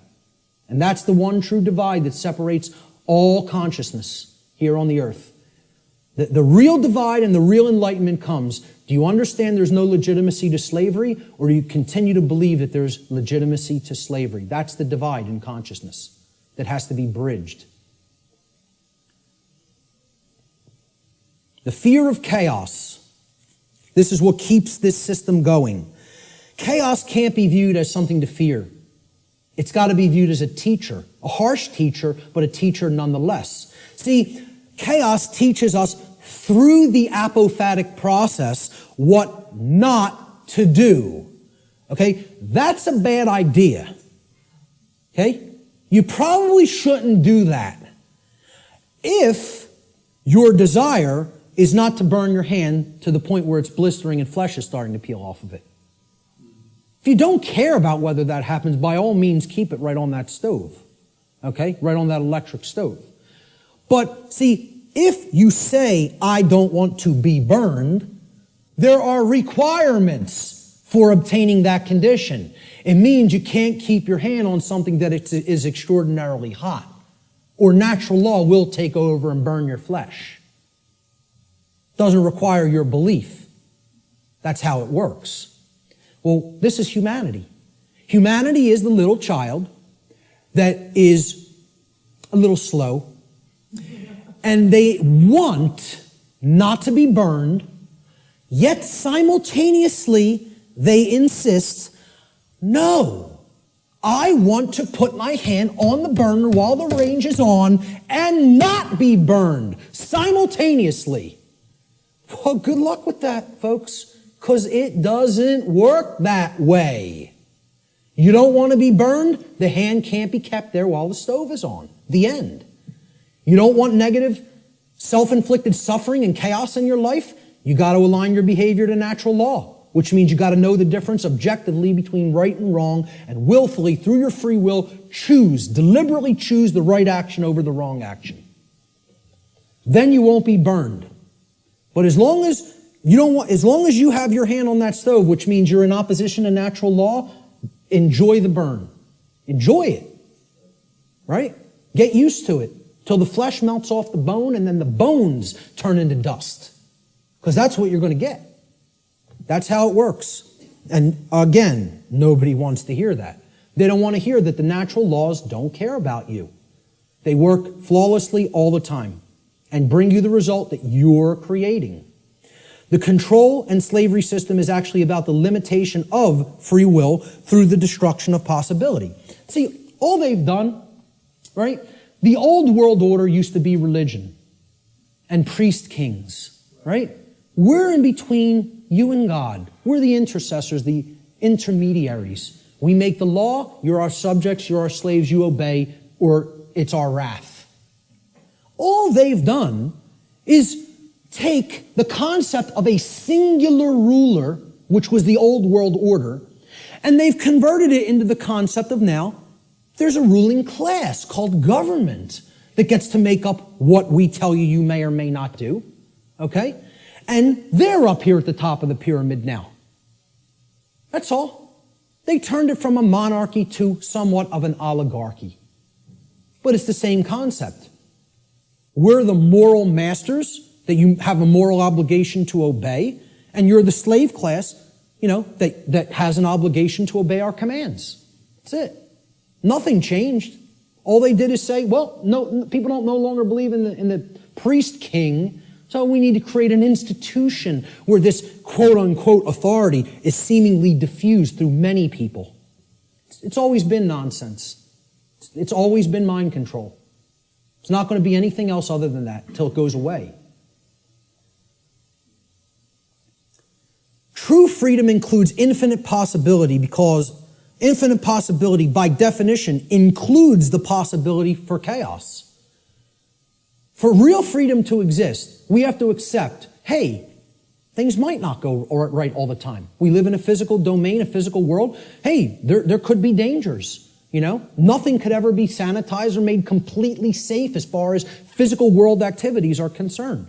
There's always going to be the possibility something could happen, go wrong, somebody could get hurt, chaos could happen. Okay? If you live in that state of fear that that's going to happen, what is that? Is that high consciousness or low consciousness? It's low consciousness.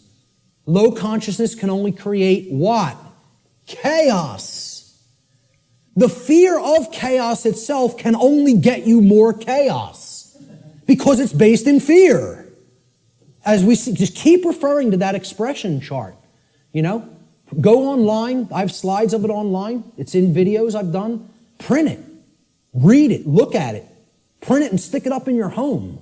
Understand how that chart works. Those expressions that I went over, those 10 expressions.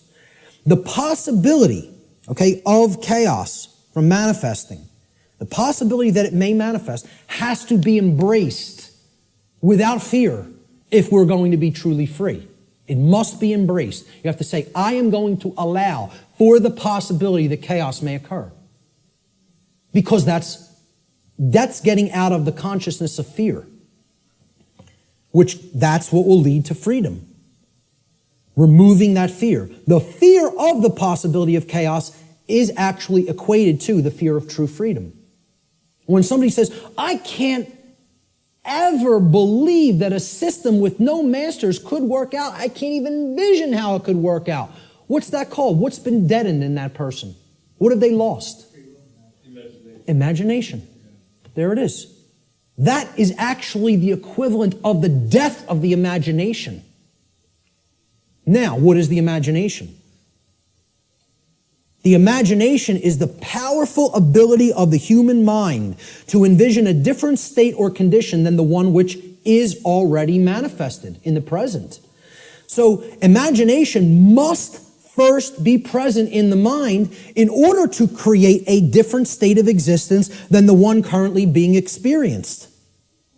And this is because, according to the principle of mentalism, for any different state to manifest in the physical world, the plane of effects, it must first exist within the mind or the plane of causality. If the imagination is stifled or destroyed, and the destruction of the imagination is what I refer to as total mind control. You can't go into any more total mind controlled state as the imagination being dead. All right? If that happens, any positive change to our state of existence becomes completely impossible. And this is where many people are already at. The fear of the possibility of chaos is more than even the fear of true freedom. It is the death of the imagination. It is putting the mind permanently in the cage. Okay? So you can't let that force within us called the imagination die, because that's the only way to envision a way out of the prison. You have to envision it first, then you have to put those thoughts and emotions that you used for that envisioning process into actual action so that it becomes manifested in the physical world. Through their fear of the possibility of chaos, which is actually the fear of true freedom, most people advocate the legitimacy and continuance of authority in government and are therefore actually advocating the legitimacy and continuance of violence and slavery. Those who believe that authority is necessary and that it must continue because of this fear of chaos have actually been duped into believing that human slavery is necessary. And get this, folks, human slavery must therefore continue in order to prevent chaos. Now imagine that. Imagine that. That's what statism is, though. That's what the religion called the belief in government or statism is. It is the belief that human slavery is necessary and must continue indefinitely in order to prevent chaos from manifesting. Now, tell me how that could possibly work. Can violence and slavery, which is actually what government is a euphemism for, statism and government are just euphemisms for violence and slavery. Okay? Can violence and slavery ever possibly prevent chaos? Why? What? Why can't it? Because they are chaos. Violence and slavery are chaos. We are already in the state of chaos. Being held under the threat of violence and duress, which is slavery, is the state of chaos. So forget about fearing chaos coming on. You're in it now. Surprise, surprise. Hate to break the news to you all. Okay? We're already in the state of chaos.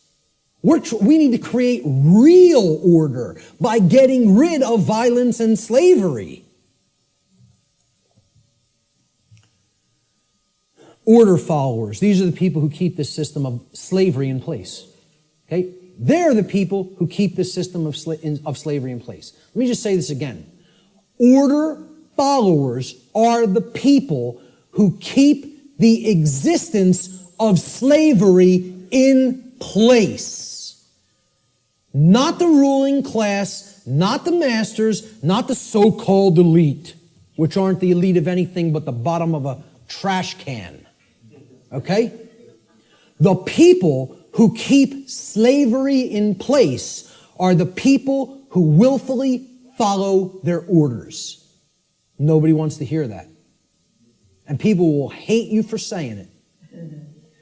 Following orders means, by definition, doing what you are told to do without judging for yourself whether or not that action that you are being ordered to carry out is actually right or wrong. That's the definition of following orders. I mean, can anybody refute that?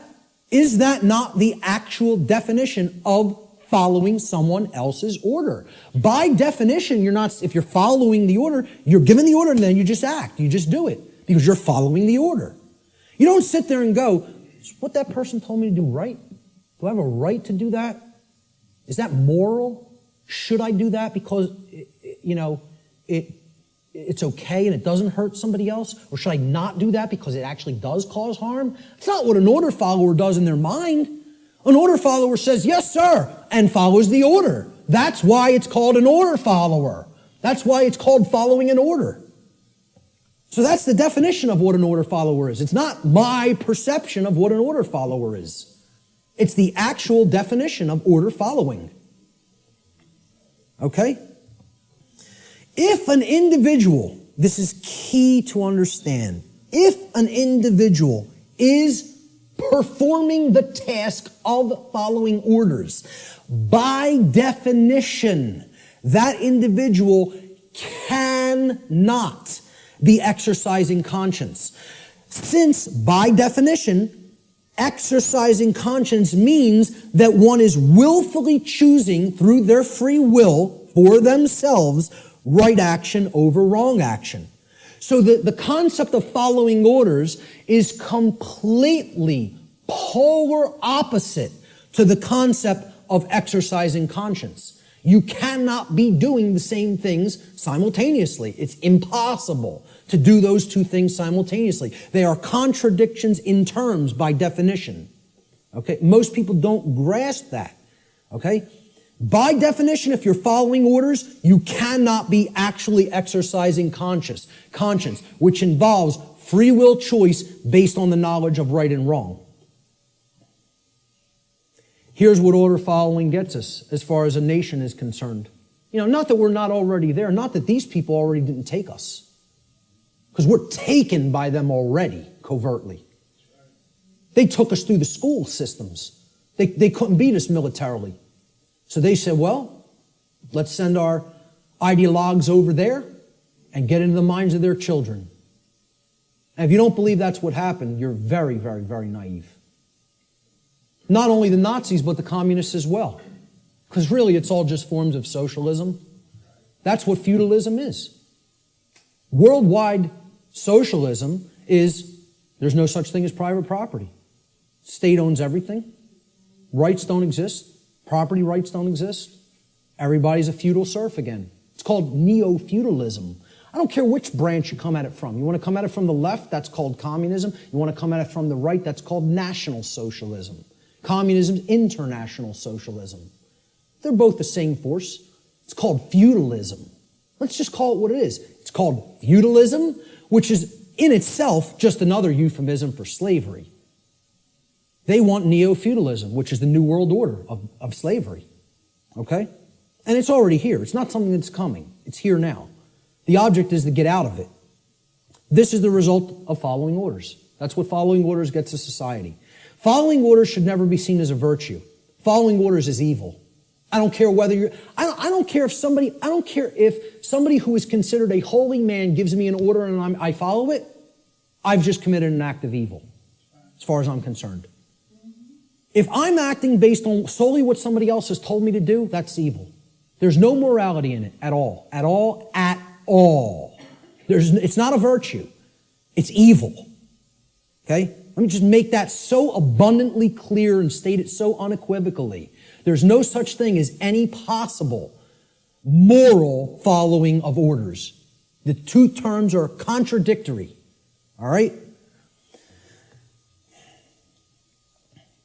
I was just following orders is never a valid excuse or justification for immoral criminal behavior, and this lame attempt to abdicate personal responsibility should never be accepted as a valid excuse for such behavior. And why it's done is through justification. And again, that means to create a right, from jus, meaning right or law, and the Latin verb facere, which means to make or to create. And this is what they say. I was just following orders. I was just doing my job. I was shutting down your protest. You don't have a right to speak. The politicians commanded me so. So I just came out and I was just doing my job, hitting you with a sound cannon. You know, just doing my job, just following my orders. It's a justification. You're a criminal. There's nothing moral in that. There's nothing virtuous in that. It's called criminal behavior, criminal activity. And what they do is try to create it into a right, make it into a right by a justification. And nobody should ever accept their justifications. Because you know what their justifications is? You know what they are? It's called a 100% crock of bull that is a complete lie. It's a lie. They're just straight up looking you in the face and saying, I'm not responsible for that. I just did it, but I'm not the one who's responsible for it because I was acting on orders. Well, see, this defense didn't work as the Nuremberg defense, and nobody in America should be accepting it. Nobody in America should be accepting it because they believe in the legitimacy of authority and government through mind control. That's what they believe it. They believe there's legitimacy to it. Most people actually believe that there's legitimacy to this criminal behavior because a class of people calling themselves government have magically been imbued and gifted with such rights, quote unquote. They believe they have rights other people don't. They themselves believe it, but worse is that the people who are actually affected by that criminal behavior, they believe they have the authority to do it. Gandhi said, you assist an evil system most effectively by obeying its orders and decrees. An evil system never deserves such allegiance. Allegiance to it means partaking of the evil. A good person will resist an evil system with his or her whole soul, which means saying no. Moral culpability. What does this mean? The determination of who is ultimately at fault or deserving of blame. Again, this is a legitimate and real concept. There is fault. There is blame. We got to get over this new age nonsense that nobody's at fault, nobody's to blame. You should never say, hey, you shouldn't have done that. That caused a lot of chaos and trauma for other people. You're not to blame. It just happened. No, wrong. The people who did the behavior are to blame. Who carried out the Holocaust in Germany? The people who followed their orders to do it. That's who carried it out. Order followers is the answer. Who carried out the purge of political dissonance in Soviet Russia? Order followers. And they're always in the form of police. Why do you think they call a totalitarian system a police state? Why don't they call it a banker state? How come they don't call it a politician state? What about a lawyer state? How about a judge state? Why not call it any of those things? You want to know why? Because none of those people are ultimately responsible for bringing that condition into manifestation through their behavior. They're the order givers. The order followers carry out their commands and through their behavior make that condition a reality. That's why it's called a police state. Because every police state that has ever existed has always been created by police who follow their orders because they don't want to take responsibility and think for themselves and know the difference between right and wrong for themselves like an adult. Instead, I want to be a child who obeys daddy because I have daddy issues. All right? And that's what it's really about, folks. We're going to get to that. There is such a thing as blame for the commission of actions which have resulted in harm or loss to others. This is what culpable means. It comes from the Latin culpa, meaning fault or blame. It means at fault or deserving of blame. Now, who's more morally culpable? The order giver or the order follower? And please recognize I've underlined and capitalized the term more. I'm not telling you the order givers are not morally culpable. They are. That's not the question. Are any of these people morally culpable is not my question. My question is, look at the full question. Who is more morally culpable? The order giver or the order follower? Always. Always. At all times and places. At all times and places. I put this meme up on Facebook, and I got some hate back for it. Okay? People don't want to hear this. Like I said, I'm not here to be popular, to make friends. I'm here to tell people what the truth actually is, and they have to accept it or reject it on their own. I made this meme and put it up on Facebook, and it had politicians on the left that said, my actions, underlined and capitalized, didn't cause that. And then there was some soldiers or Marines, whatever they are, order followers on the right side, and they're also saying the same statement. My actions didn't cause that. And then at the bottom, I just put this question. Oh, I'm sorry. Looks like, oh, I'm sorry. At the top, I put this question. Who is lying and who is telling the truth? So who's lying here? And if people can't see, I hope that they can see this horrific picture. This is the result of, bombings that took place in the Middle East around Iraq. And it's a father carrying his dead child in his arms. Okay? Maybe if bombs were raining down on our children, we might think differently about going in and waging imperialism on other nations. I don't know. Maybe we might think differently about it. Right? But when it happens to somebody else's child, that's okay. That's done in the name of freedom. Okay? Well, who caused this? Did they cause it? No, they didn't cause it. They are not the actual cause of this. Because you know what all they did? They signed some pieces of paper, wearing their expensive suits, okay? And they told these guys, they said, well, you're under our orders now. Go and bomb these people. And you know what these people did? Say, yes, sir, and go and drop the bombs. And fire off the ammunition. Okay? These are the people whose actions create things like this. Not these people. All they're doing is speaking into somebody else's ear. All they've done is speech. Speech, not actions. See, again, really look. My actions didn't cause that. Yes, it is. If these people are saying my actions didn't cause that, they're lying. Very, very, very painful and difficult thing for people to comprehend and accept. I'm not telling you shouldn't feel bad hearing this, but I'm telling you it's true. The painful truth, the order follower always bears more moral culpability than the order giver. For the reason that the order follower is the one who actually performed the action, and in taking such action, actually brought the resultant harm into physical manifestation. Order following is the pathway to every form of evil and chaos in our world. It should never be seen as a virtue by anyone who considers themselves a moral human being. Order followers have ultimately been personally responsible and morally culpable for every form of slavery and every single totalitarian regime that has ever existed upon the face of the earth. That's the painful truth that people don't want to accept because they want to believe the absolute nonsense that order following is a virtue of any kind. And it needs to be obliterated from the face of the earth because it's not the way to any kind of virtues or order. It's the pathway to evil and annihilation. That's what it is. Responsibility versus abdication. So why don't these people want to think for themselves? It's too easy. It's too easy to just follow the orders of somebody else. They believe somehow magically this absolves them of personal responsibility to choose right from wrong.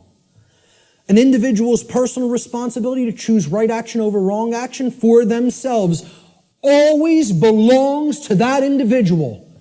And that responsibility can never be given to another person or passed along. One can only claim and imagine that they can abdicate their personal responsibility for such choice to someone else. It can never actually be done in reality. You're only making a claim. I'm not responsible for that behavior because this person told me to do it. That's just a claim. And moreover, what it really is it's just a damn lie. Okay? More simply put, an individual is always personally responsible for their own actions, period, and the end. If you did it, you're responsible for it. There are no cop-outs. Stop trying to make excuses or justifications for criminal behavior. Own up to personal responsibility. If you did wrong action, you did it. You caused it. I like how David Icke words this. He says, accept responsibility for yourself and your actions, thoughts, and words. You alone make these choices, so you alone are answerable to the consequences of your behavior.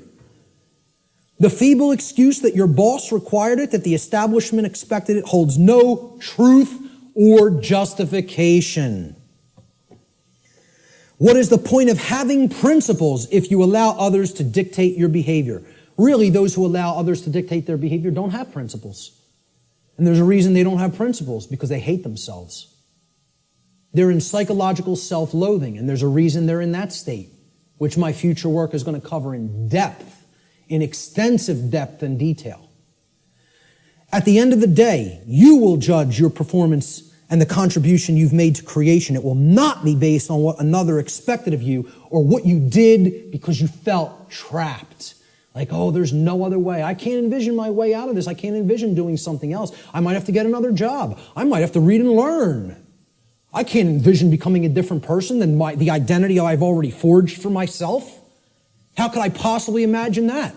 I have all my eggs in this basket. My whole ego identity is all wrapped up in my job and what I do. That defines who I am. I can't go against that. It's all nonsense. It's all what people are doing just because they feel trapped and they can't imagine that there's another way. Most people erroneously believe this is the second part of the abdication of responsibility on the part of the people. Most people erroneously believe that they can hand over their natural law right to defend themselves to another individual, group, or entity.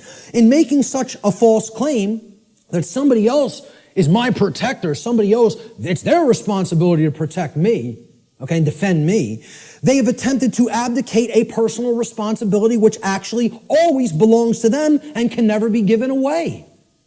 That's the self-defense principle. You own it. It's yours. You can't give it away to somebody else. Shock and amazement.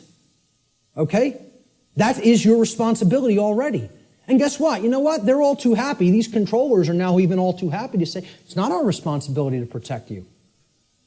Because what their actual goal is they're just revenue men for the new king. That's all they are. And to slap people back into line if they try to exercise rights that the new king called government has decreed that they may not exercise. That's what their real role is. They don't serve and protect the people. They serve and protect the ruling class. And they don't want to admit that to themselves. You know why? Because they're liars, most of all to themselves. It's a bunch of childish liars. Franklin said those who would give up essential liberty to purchase a little temporary safety deserve neither and will lose both. And this addresses the fear of chaos and the desire to abdicate your personal responsibility to defend yourself to other people just because you're afraid and you don't want to take the responsibility of doing it yourself. You want to stay in that mindset? I'll give up my freedom to be safe? Well, enjoy your safe slavery. I, for one, will take my dangerous and chaotic freedom. Okay? I'll take the absolute cannibal lurking around every corner, and I'll take my chances. Thank you very much. Give me my freedom and my assault rifle, and I'll take my chances. Thank you. Okay? So, the idea that you just want to be kept safe and you'll give up your freedom to do so, it's just a child. That's how a child thinks.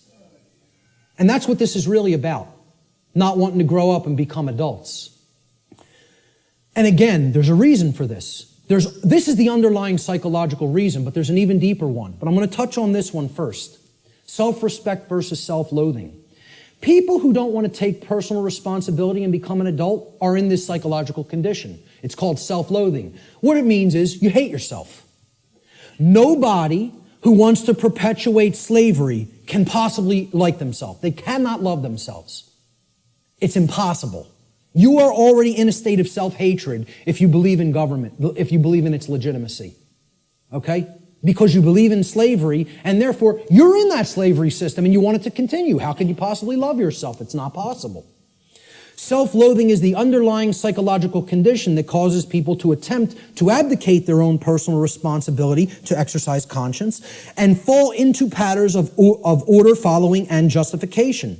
Just as it is not possible for an order follower to truly be exercising conscience, it is not possible for an order follower to truly love themselves.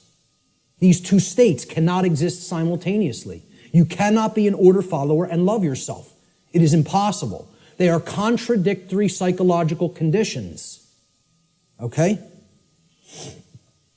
Here's what a self-loathing person really is. They're trapped in a trauma abuse victim cycle.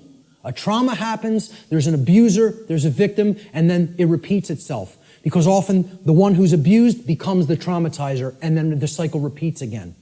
Talked about this pretty extensively on my podcast series. All right? That's what self-loathing, that's what this mind state, okay? This is a golem creature, okay? It's a 100% programmed and lifeless thing that is imbued with the ability to actually move like a robot. You can liken it to a flesh robot, okay? And it's a concept in ancient dark occultism, all right? And the golem is driven by the force of self-loathing. And that's what the order followers are. They're golems. Okay? I'm not saying this to insult people. I don't really care how people take it. I'm telling them what they really are and what the dark occultists think of them. They call them their dogs and their pets. That's their name for the police and the military. I did a whole series on that. Okay? And I'm not telling you that from book knowledge. I'm telling you that from their lips to my ears. That's what they call them. The golem is in this mindset. Since I have suffered, I will cause suffering to others.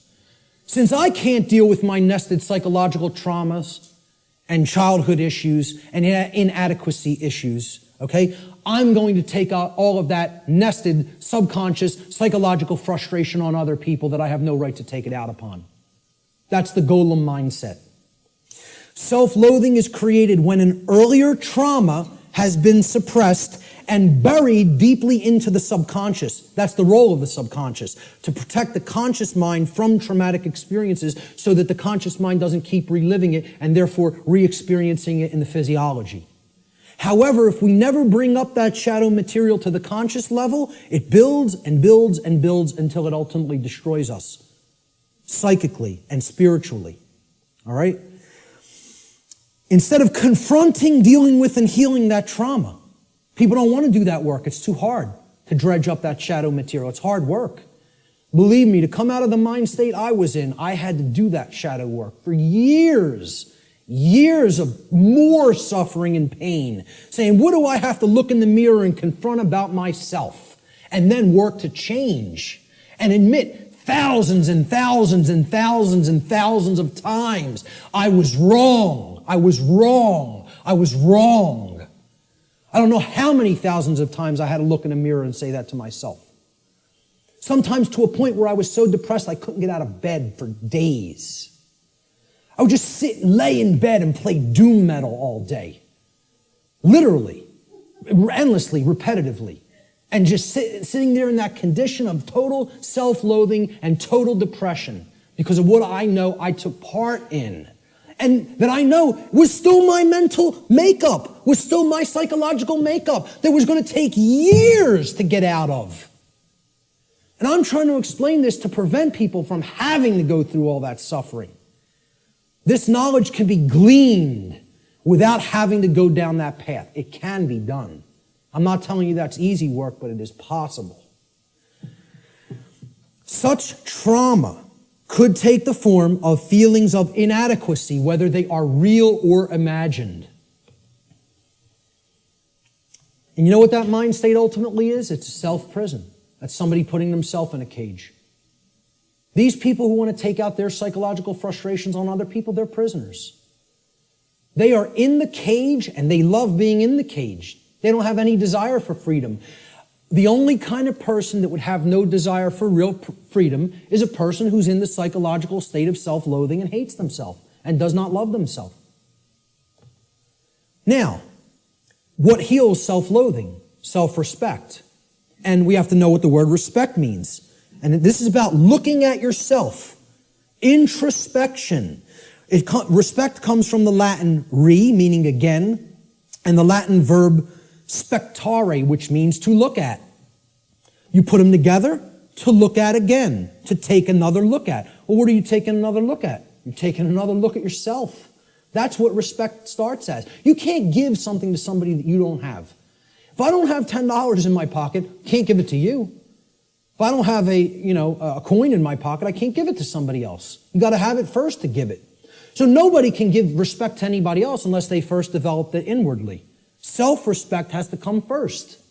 And that's why these people don't respect anybody, order followers, most of all themselves. Until they do that work of self-introspection, they're not going to develop that self-respect. And I'm not telling you that's easy work. It's hard work that can take a lot of time. And it's dredging up shadow material that most people want to run away from. They don't want to confront that about themselves. Only self-respect can heal self-loathing and therefore help to put an order follower on the path to conscience. We need to take another look at ourselves. The lost word. All right, this is the end of the natural law segment, and I'm just going to talk about solutions toward the end a little bit. All right? The lost word. It's a concept in esoteric Freemasonry, which represents a state of consciousness that has been largely, quote-unquote, lost to the majority of human beings. In order to speak the quote-unquote lost word, a human being must work upon themselves in order to achieve a state of equilibrium or balance between the left and right hemispheres of the brain. In such a state of balanced consciousness, the being has come to know oneself, as well as the working operations of the macrocosm, meaning natural law.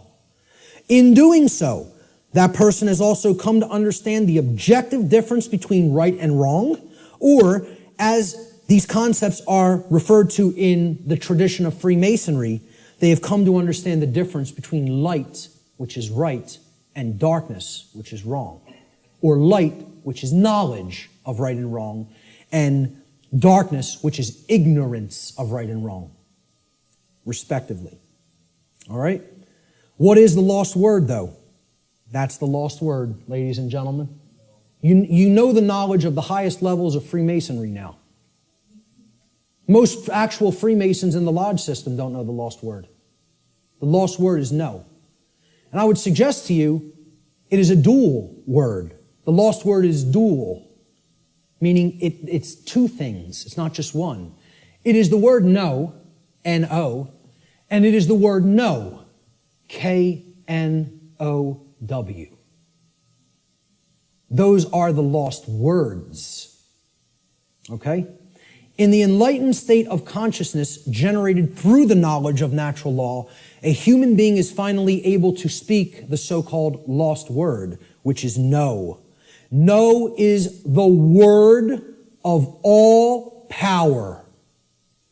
Only when we say no to those who would claim to be our owners, those who would claim that it is they who will decide which rights we have or do not have, do we stop externalizing our power to anyone outside of ourselves, and in doing so, reclaim all of our rights, all of our property that has been taken without right.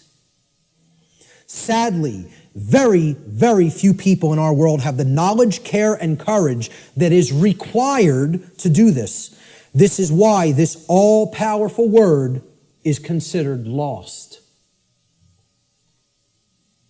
And there's the other variant of the lost word. Know.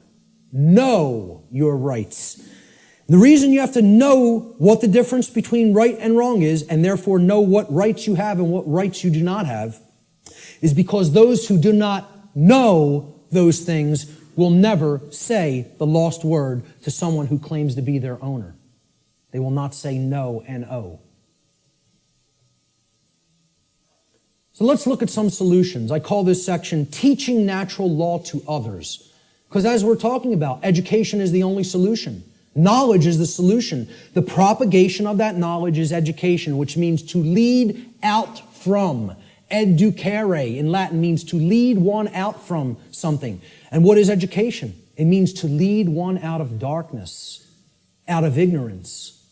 That's what a real teacher does. You know, doesn't push somebody out. It says, I'm going to go first and show you the way. And you could follow, you know, if you feel that this is the accurate path. Okay? But you could do the same discovery process. It's a repeatable process. That's what a science is, which I've said this is not a belief system or a religion. It is a science. This is also known, teaching natural law to others, which is what I am doing, has been called in all of the positive occult traditions, the great work. And I call it the true great work, because the dark occultists take everything and twist it around, and they have their own variant of the, quote, great work, which is creating a world of total slavery.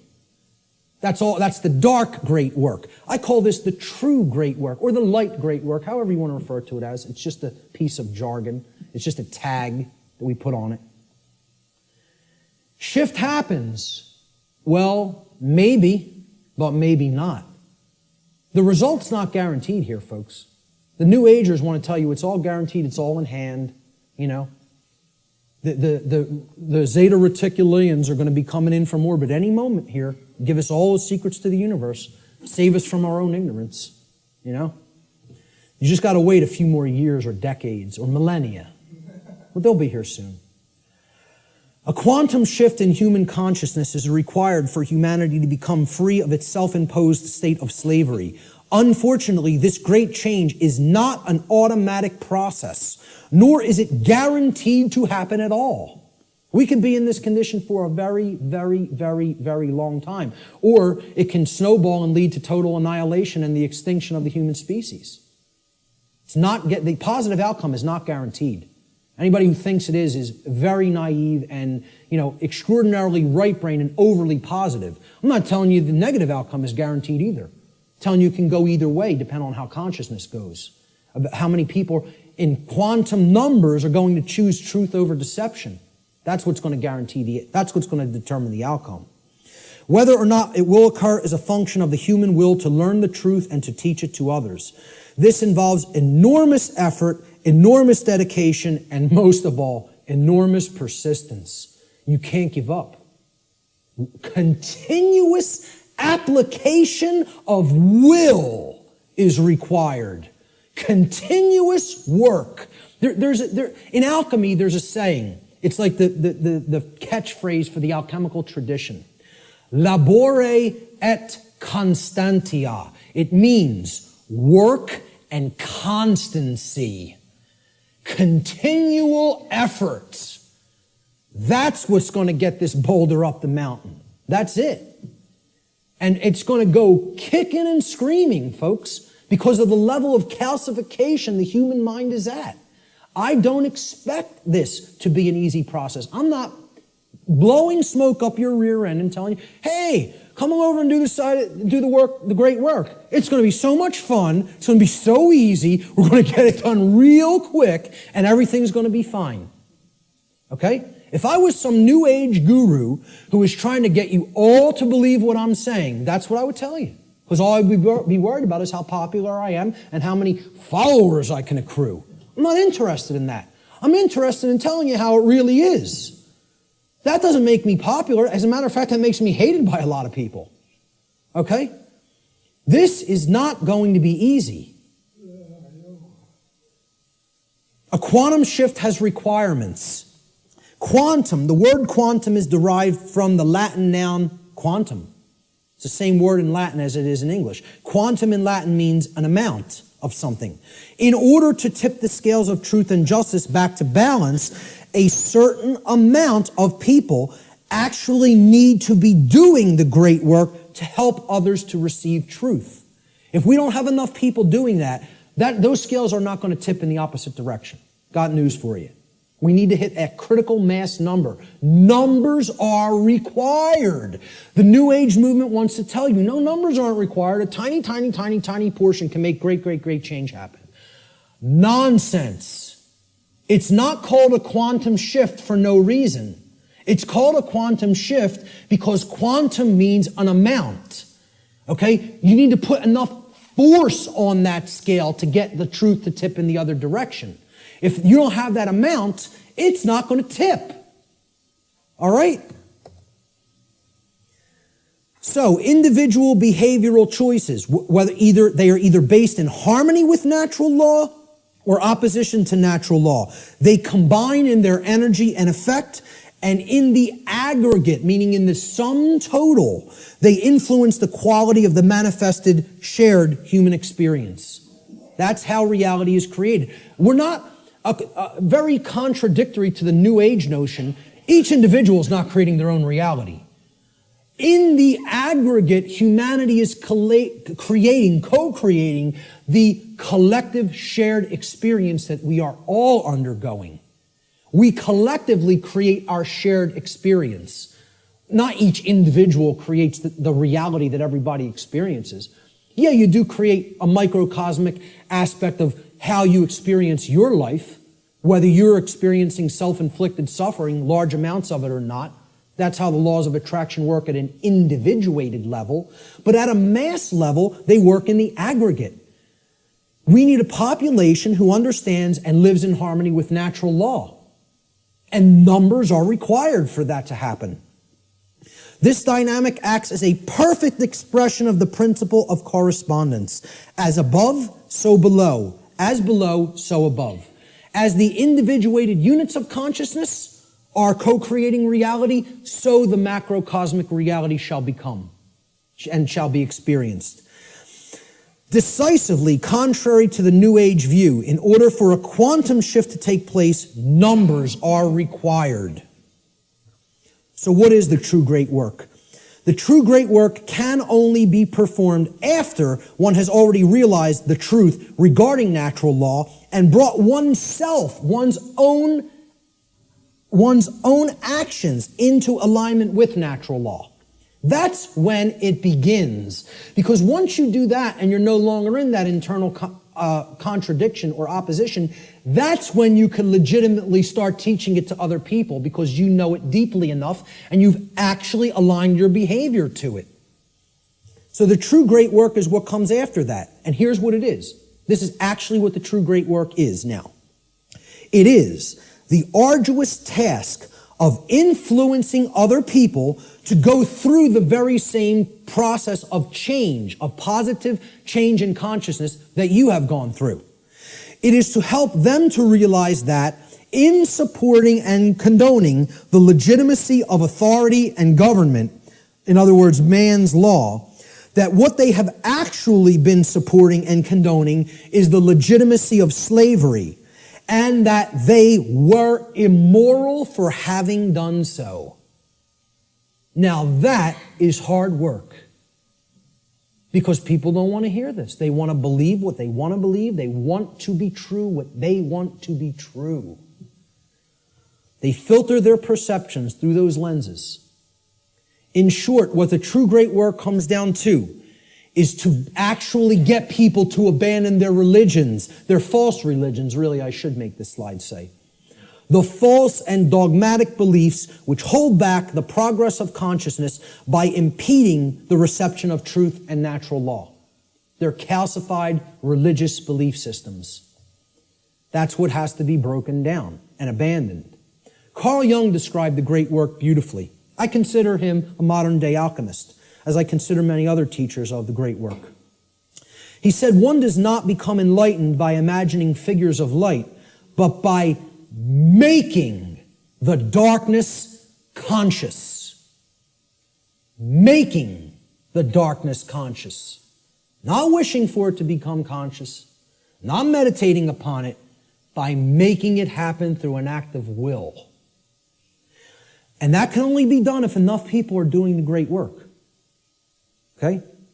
This latter procedure that he's just described, he says, however, is disagreeable and therefore not popular. So few people are doing this work. The answer is to actually become the teacher. I don't do this because I want a lot of people to be students and follow what I'm saying. I could care less whether you follow me. Believe me, I'm telling you, the wrong thing to do would be to follow me. That's a bad example. You follow me, you're going to go down a deep path of suffering for many, many years before you come out of it. It would be a bad choice. I'm telling you to follow truth, to know truth. Has nothing to do with me. All right? When people hear that's what the great work is, to help change other people's minds, once you change your own, it's like this. Let me run away from that as fast as possible. Are you crazy? You want me to do what? That's the hardest thing there is to do. Exactly. That's why so few people are doing it. Many hands make light work. If we had more people involved in the effort, it might go smoother. It might go faster. Jefferson said, educate and inform the whole mass of people. That is the only sure reliance for the preservation of our liberty. Education is the answer. Researcher Donald McIlvaney said in his book, Toward a New World Order, in every declining civilization, there is a small remnant of people who adhere to the right against the wrong, who recognize the difference between good and evil, and who will take an active stand for the former against the latter. There's a small group who can still think and discern for themselves and who will courageously take a stand against the political, social, moral, and spiritual decay of their day. Brilliant. The words that are attributed to Jesus in the Gospel of Matthew, and many people will never have heard this quote. He says, do not suppose that I have come to bring peace to the earth. I did not come to bring peace, but a sword. For I have come to turn a man against his father, a daughter against her mother, a daughter-in-law against her mother-in-law. A man's enemies will be the members of his own household. We're going to talk about who the enemy really is. Anyone who loves his father or mother more than me is not worthy of me.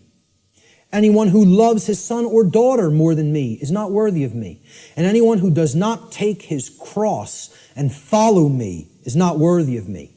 Whoever finds his life will lose it, and whoever loses his life for my sake will find it. These are words attributed by Jesus, but what you want to put in place of Jesus is the word truth. The way, the truth. The light, knowledge of natural law, Christ consciousness, okay? He's telling you there are going to be people in your own family that aren't going to align themselves with right over wrong. They're going to continue to choose slavery. They're going to continue to advocate slavery. These aren't people who you want to continue to align yourself with if you have made an effort to truly explain what's really taking place. See, this is the concept of true forgiveness and turning the other cheek. It doesn't mean turn the other cheek and continue to ignore evil and excuse evil indefinitely while it destroys you. It means you have to give people who you're close with and you have an affinity with more chances than you would give just somebody who you don't know to learn the truth. It's like saying, because I really care about this person personally, I'm going to keep going back, and I'm going to keep hitting them with the truth. And eventually, if they come over to the side of truth and right, fine. But what he's saying here is eventually, this spiritual war is going to go hot, so to speak. And the people, even who are closest to us, if they don't align themselves with right, are the people who are ultimately continuing the evil in the world. They're the real spiritual enemy. What will this battle really be against, this spiritual war? Well, I say it will really actually be against inner demons that exist in the psyche of mankind. And these inner demons are egos that are hardened into what I've referred to as negative knowledge, emotional mind control, and the fear of true freedom. So negative knowledge is the concept that somebody already knows. They don't want to look at something because, hey, I already know what's really going on. Okay? It's the illusion of knowledge. The greatest enemy may not be ignorance, but rather the illusion of actual knowledge. And people don't have the truth. And not only don't they have the truth, so they're at zero there, right? They're at the 0 point there because they haven't really started looking into truth for themselves, but they're attached to all this stuff that isn't true. So that puts them in the negative. They got to do work to get back to zero of knowing nothing. That's why I call it negative knowledge. Got to do hard work to get back to a clean slate, to start taking in some good stuff. Many people are in that state, and the people who are in that state largely are the overly intellectual, the super left-brained, the left-brain prison folks. Emotional mind control is the second inner demon. I encounter this all the time through people with my work, because many people don't have the thick skin to listen to somebody like me, and that's okay. That's all right. Again, what Art talked about is that in the ancient traditions, they talked about reserve the meat for the strong men and furnish the milk for the babies. All right? I'm not here to convert the babies. I don't have the patience for that. I don't have the energy for that. What I'm trying to do is get the other teachers ready who might have the energy and patience for that. Because that's not me. And I'm being 100% perfectly honest with you that that's not me. I'm not here to do that. Okay? I'm hoping to bring some other people that are most of the way there, all the way there, so they can start doing that on a wider scale. They're going to be the people who are going to work with people like that, not me. I'm just being honest with you about it. Emotional mind control comes in a couple of forms. Well, if this is unpleasant, the New Age variant is this right here. If it's unpleasant, I don't want to hear it, I don't want to see it, and I certainly won't want to tell others about it. See no evil, hear no evil, speak no evil. I'll just ignore it and it'll go away on its own. Well, what happens when you do that with any kind of a sickness or a problem? Does it get better? It gets worse. The second form of emotional mind control is people have a problem hearing truth because they don't like or prefer the way it's delivered. I'm not going to stop delivering truth the way I deliver it. This is my style. I like my style, personally. I don't think I have a problem at all in the way I present. I listen back to my presentations and I don't, totally pat myself on the back, but I say, I did a damn good job there. I'm proud of how I did, personally. Okay? I'm making an honest assessment about how I present. And again, I realize my presentation style is mostly for the thick-skinned. It's not for the people with super delicate sensibilities. So be it. That's not really who I'm trying to reach. I'm trying to do vertical integration, not horizontal integration. Build up the community of people who really get it, and they can start propagating it to the masses. This concept is about, the attractive newscaster on the nightly news. She can whisper sweet nothings in your ear all night with the blue frequencies behind her, okay, and say, 2 plus 2 equals 5. 2 plus 2 equals 5. And she's going to get a lot of people to believe that nonsense, right? But the person who's actually telling you the truth, that you might not like the sound of his voice, you might not like the harshness that he comes to you with the truth with, he might be screaming through a bullhorn and saying, hey, you're in danger. You are actively in danger. There is an imperative here, okay? There is a time consideration here. You don't have all the time in the world to correct this, all right? People say, well, I don't like the way he said that. That comes off as negative to me. I think he's fear-mongering or making a bigger deal out of this than it is. They're not interested in the content, the actual information. They're saying, the way that was said offended me. I don't prefer the sound of his voice or the tone he just took. Well, does that have any damn thing to do with whether the information was true or not? The people who are in this mind state are under emotional mind control. They believe you can determine the veracity of informational content based upon how it makes you feel. And this is a logical fallacy. That cannot be done. You cannot think with the emotions. And I'm not telling you to disregard the emotions. They're unbelievably important. They are our compass for morality in our lives. They're the compass through which we should set the direction of our behavior. But you can't come to determine and analyze and break down what's true or not and make a filtering system based on just how the information made you feel when you heard it. Okay? You have to actually think with the mind, with both hemispheres of the brain, with true intelligence to come to filter and determine what's true. Okay? No matter how much anybody wants to, give you that soft, sweet, pleasant, emotional voice, okay? That person's still lying to you. And no matter how much the person who comes with an abrasive, harsh, nasty, or scratchy voice might keep telling you 2 + 2 = 4, and you don't personally like their tone, guess what, folks? It still equals 4 at all times and places. That's the truth.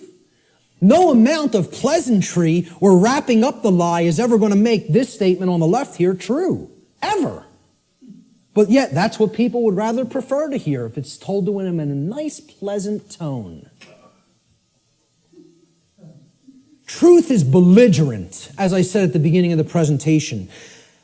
It is, by its very nature, at war with the forces of falsehood and deceit. Brecht.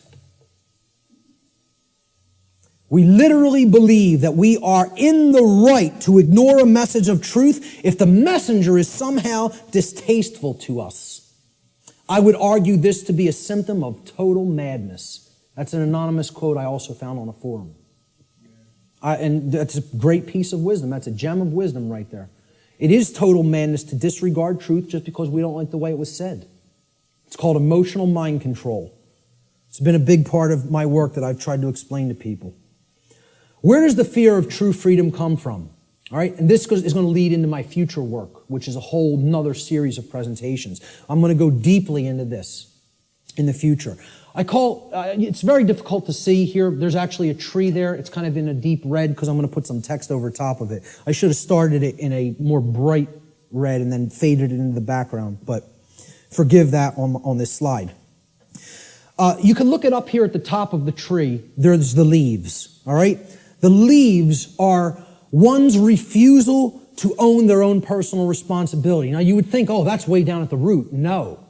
That's the symptom that's manifesting up at the top of the tree. That's actually the leaves on the tree, the leaves and the twigs, right? Then we get down to the big branches and the trunk of the tree. We're getting closer to the heart of the real psychological issues that are at work driving the negative aspect of the problem, all right? And this we've already talked about, self-loathing due to lack of self-respect. Now, what am I really describing here? What have we actually been describing? What kind of people want to live in perpetual refusal to own personal responsibility because they have some nested traumatic issues that have led to self-loathing and lack of self-respect? What am I really describing there? What? Well, yes, it's a slave mindset, but there's something else that I'm describing. What kind of person is that? A child. Thank you. We're talking about people who are psychologically, emotionally, and spiritually immature. They have not grown up. They have not accepted personal responsibility, which is a hallmark of true adulthood or maturity. And this is due to the trauma that they've undergone that's led to self-loathing, okay, and the lack of self-respect, which is why they don't want personal responsibility. They want to remain an eternal child. Now, let's find out what is at the root of this tree of evil. Because until we go into this space, into this causal factor of these other manifesting psychological conditions, we're not actually hitting the actual root of the problem. If a child doesn't like themselves, they hate themselves, they feel they're not good enough, they're not worthy, they have all these imagined feelings of inadequacy and self-loathing, okay? And that's expressing their refusal to grow up and take personal responsibility for themselves in their adulthood. What kind of trauma specifically has that child more likely than not psychologically undergone. They've gone through a specific type of childhood trauma. And I would argue that most people on earth have gone through this type of trauma. And that type of trauma is called abandonment. The human species is suffering from very deeply seated parental abandonment issues that lie at the very core of the psychological condition that we call the human condition. Until we deal with that nested psychological trauma that has been created through abandonment issues, we're not hitting the roots of the tree of evil. We're not getting down to the very core issue that needs to be understood. My future work, I'm going to be presenting this on December 12th in Philadelphia, for anybody who's in the Philadelphia area. It's going to be what I would call a synthesis, an explanatory synthesis of why this is the root psychological condition of humanity. I call it cosmic abandonment. And this is going to be one of the biggest aspects of the next part of my work. I think it's going to really set my work apart from others in the truth and freedom community and the alternative research community. Until we wrestle with those psychological abandonment issues, we're not getting to the heart of what's causing these other problems in the human psyche, like self-loathing, the lack of the development of self-respect, and the refusal to own the responsibility for one's own actions. And I'm going to connect this with human origins. And I'm going to make the case that it has always been like that. It has always been like that. We have been children on this planet since we have been on this planet. And we have never actually psychically, psychologically, and emotionally and spiritually grown up, because as a species, we have undergone what I term cosmic abandonment. So that's going to be coming up in future aspects of my work. What will be required on the part of those performing this great work? And it is like Sisyphus rolling that boulder up the hill. We just got to get it up to the top and give it that one last push so we don't have to keep doing it again. Who knows how many times we've already tried to do this, and it's ended in failure. We need the knowledge of the real enemy, okay? And we'll get to what that is. We need to devote ourselves to service to truth, not even service to humanity. I'm not saying that's not a great virtue to have and to enact. I'm telling you we need to go beyond that. This isn't about service to me, you, or any other individual. It's about service to truth and principles first and foremost. And we need courage and persistence. And then we need practical real-world skills. The knowledge of the real enemy needs to ultimately come first. And this isn't it, folks. This priest class that goes and meets and has the rituals at Bohemian Grove, I'm not telling you they're not evil. I'm not telling you they're not psychopaths. I'm not telling you that we don't need people like that in the world. Okay? I'm telling you that in this spiritual war, this is a tiny, insignificant, as far as numbers are concerned, fraction of the totality of the human population that could not possibly control the minds and the behaviors, and therefore the behaviors of the masses of people without our compliance, without our ignorance. So, while I'm not telling you I, like these people, do I have respect for them as an opponent? Oh yeah, you damn well better believe I do. I don't underestimate these psychopaths. Not a bit. You want to know why I worked with them? I know what their will is like. I know what their intellect is like. And I'm telling you, don't underestimate either one. I'm telling you, don't underestimate their care. They don't have, like I said, they don't have care in the terms of compassion and the normal range of human emotions like we do, but don't think that means they don't have care. They deeply care about what they're enacting, what their agenda is, and they have the will to carry it out, and they're not slowing down. They're unified. They're on a unified front. They're on the same page. Believe it. Know it. I'm not telling you that from, like I said, reading about it or book knowledge. I've been around these psychopaths. Haven't specifically been to this psychopathic gathering, but I've been around them enough. That's not the real enemy, that is. The sleeping masses, hypnotized masses, they're your enemy. See, people will say, the Illuminati enslaves humanity. No, it doesn't. Humanity enslaves the real Illuminati. You think about that for a little bit. You know? Do those psychopaths in the last slide really enslave us? And first of all, people who call them the Illuminati, there's no such thing. Illuminati means that you're enlightened, the illuminated ones. You want to know who's the enlightened ones? They're in this room. We're the Illuminati. The people who know what I'm talking about here are the Illuminati. They're the illuminated ones. They're the ones with the light. They're the ones with the real knowledge. Okay? They want to refer to themselves as the enlightened ones. Well, they might have the dark sun, but they don't have the true sun. You know? They're imbued with the black sun. That means it's all intellectual knowledge, and then you're applying it for the totally immoral, wrong reasons, which is to control and manipulate other people. There's nothing illuminated about that. So the real Illuminati, they're not the enslavers of humanity. The dark Illuminati are not the enslavers of humanity either. Humanity enslaves itself, and they're enslaving the true Illuminati, the teachers who are actually living under the conditions of slavery because they're here with the ignorant people. That's who's being enslaved by humanity. Humanity are the enslavers. And this is another thing that's highly unpopular. People don't want to hear it. They want to think we're powerless victims. There's no choice involved here. This is something that's just being done to us. Okay? And I'm here to tell you, free will is always in existence. And it's a matter of changing one's thoughts and therefore changing one's choices.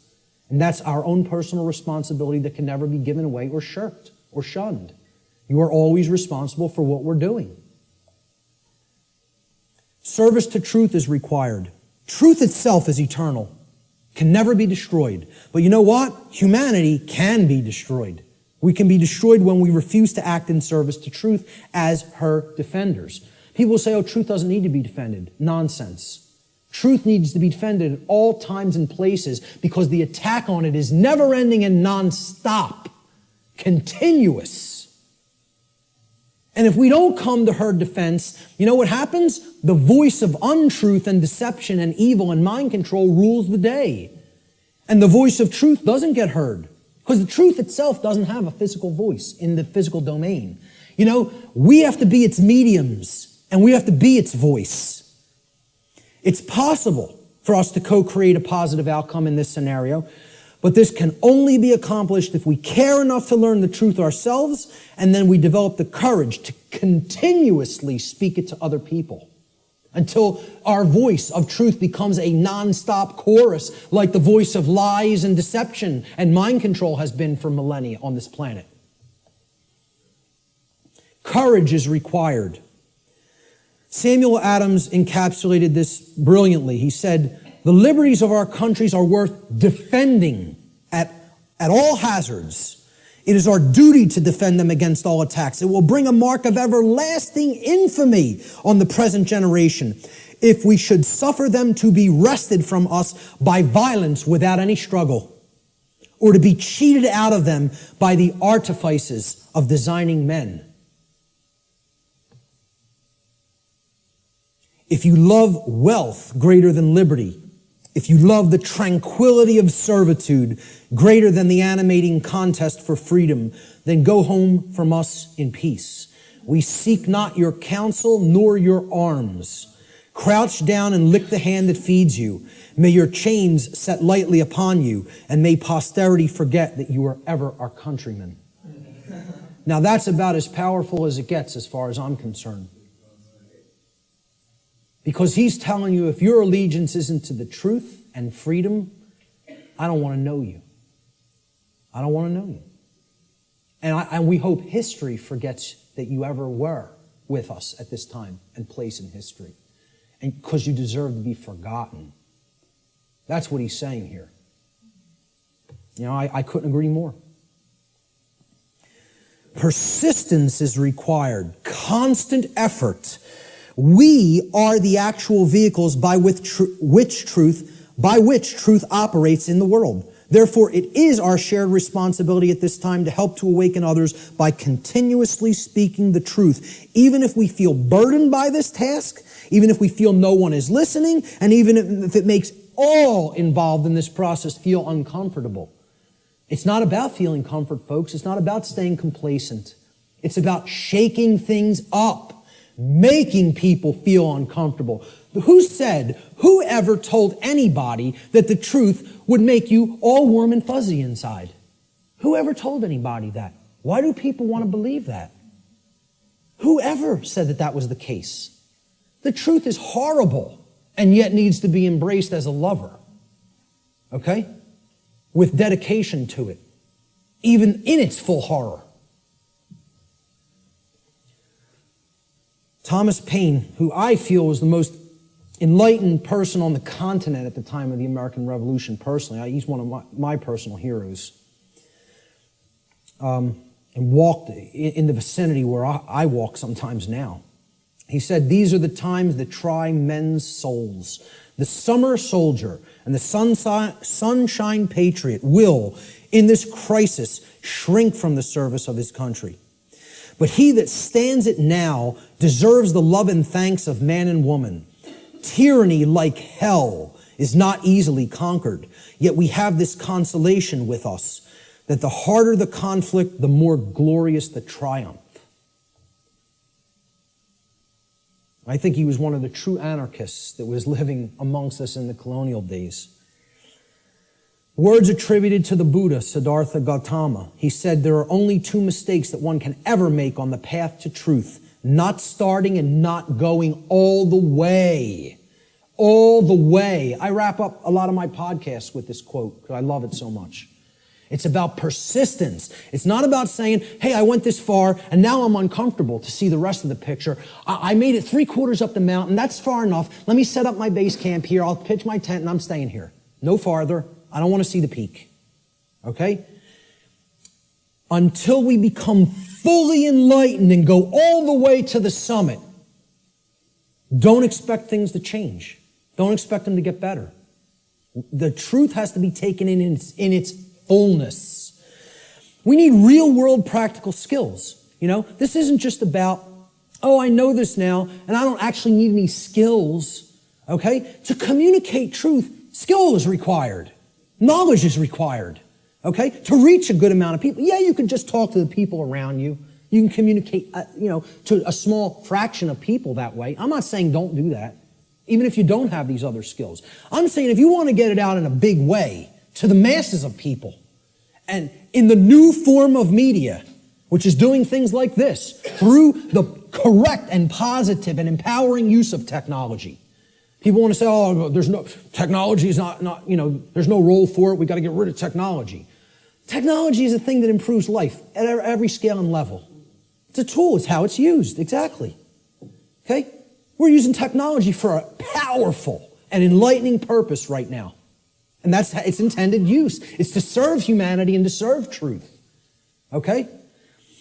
So real world skills in the technological era, I feel, are absolutely required. And here's some of them. You need good organizational skills. Like, hey, Art and Chris did this right today. They set this up right. I've seen people set things up real badly. And I've seen it done the correct way, which is this way. And Richard and Lisa, they've done a brilliant job here getting this all on film. And this will be going online and reaching a real wider base of people as a result. All right? So you need organizational skills. Some people are better than that with others. I'm pretty good with organization. I feel I have good, powerful organization skills. Communication skills. You need to have a way with words. You need to have a good vocabulary. You need to organize words correctly. You need to be able to communicate concepts in often a very linear fashion to people so that they can readily absorb it easily. If you're all over the place, they're not going to get the concept. You need graphic design skills in many cases. I couldn't build a presentation like this without my background in graphic design. And, thank God I have it. It's like I got jobs like I did in the past, and sort of they prepared me for everything that I was going to do in my future. Synchronistically worked out like that. But, you at least got to know how to lay out a flyer, folks. How many people here can lay out a simple flyer? That's awesome. I'm so highly impressed by that. I'm telling you, I've asked people that in other presentations, like 2 people raised their hand. That's awesome. Okay? You should be proud of that. Presentation skills, like putting something like this together. How many people have basic presentation skills with a computer? All right, a little less, but not bad either. I'm impressed. Okay? Audio skills, Sometimes you got to work with audio and, podcast audio, etc. Video editing skills. I know Richard's a master at that. Website development, This was laborious in the past, just 10 years ago. We have free open source content management systems now that make this almost a breeze. It's a somewhat little bit of a learning curve, but once you get there, hey, you're off to the races. You can maintain multiple websites then, right? So how many people can build a simple website by a show of hands? That's also awesome. I mean, kudos. Whoever hates that word, whatever. But I'm telling you, that's impressive. For an amount of people in one room to have all those skills, I'm impressed. It's very rare. All right? Networking skills. I mean, literally like people skills. I'm weak on this. All right? I can do it. I don't like doing it. I don't like marketing and promotion either. I'm not a good marketer of my work. I'm trying to get better at that, but I need some work with that. And maybe there's people that can help me with that. But, I have a good chunk of all these skills. I could do all of them. I'm not so good on the last two. I need more work. But, if most of us don't have these skills, we're not going to be reaching the optimum number of people. We need to become the new media that is dedicated to truth and put that out there for other people's consumption and other people's edification. All right? We are the answer. We are the illuminators, the ones who will help to enlighten other people once we've taken this knowledge into ourselves. And then that's only the beginning, folks. You got to put it back out there. I tell people the story. I had all this knowledge for a long time, sitting on it, doing nothing with it, just taking more in. Oh, I want to make sure I got it all right. I want to make sure I got the whole picture. I go to a meeting in the state of Virginia. Virgin, the goddess. Okay? Care. Very synchronistic. A woman comes up to me. She says, "You're one of the most knowledgeable people I've come across. What are you doing?" So what do you mean, what am I doing? She said, what are you doing with all the knowledge you have? You doing lectures, presentations, videos, audio? What are you doing? I'm not doing any of those things. I'm just taking a lot more in, downloading a lot more videos. She goes like this, and it's just so matter-of-factly and harshly. What makes you think you have the right to do that? What makes you think you can keep taking all of this in, all of this in, all of this in, and not put any of it back out? What makes you think you even have a right to do that? It was like somebody hit me in the face. She said, this was her phrase. She said, I'll never forget it, "You're Niagara Falls in a water balloon." You're taking all this in and all this pressure building up. It's got no outlet. It's going to burst. She said, you have to put an outlet valve on that knowledge and let it flow out of you and go out to others, and then more will come in. Right now, there's no pressure release valve. You're Niagara Falls in a water balloon. It's like a truck ran me over, Literally like I got hit by a truck. I came up with the idea for what on earth is happening like a couple of weeks after that, because that's all I could think about. All I could think about is what she said. It kept echoing in my head. What makes you think you have a right to do that? And didn't say it nice. Said it like, you're not doing the right thing here. Get up off your ass and do something. That was the tone it was said in. And I totally appreciate it, Who knows, man? If that wasn't said to me at that time, I might not be doing anything. I might not have done a thing. You never know. I like to think at some point I would have, but at the crossroads, this is the last section. Then we'll get to some questions. Quote by R. Buckminster Fuller, "The dark ages still reign over all of humanity, and the depth and persistence of this domination are only now becoming clear.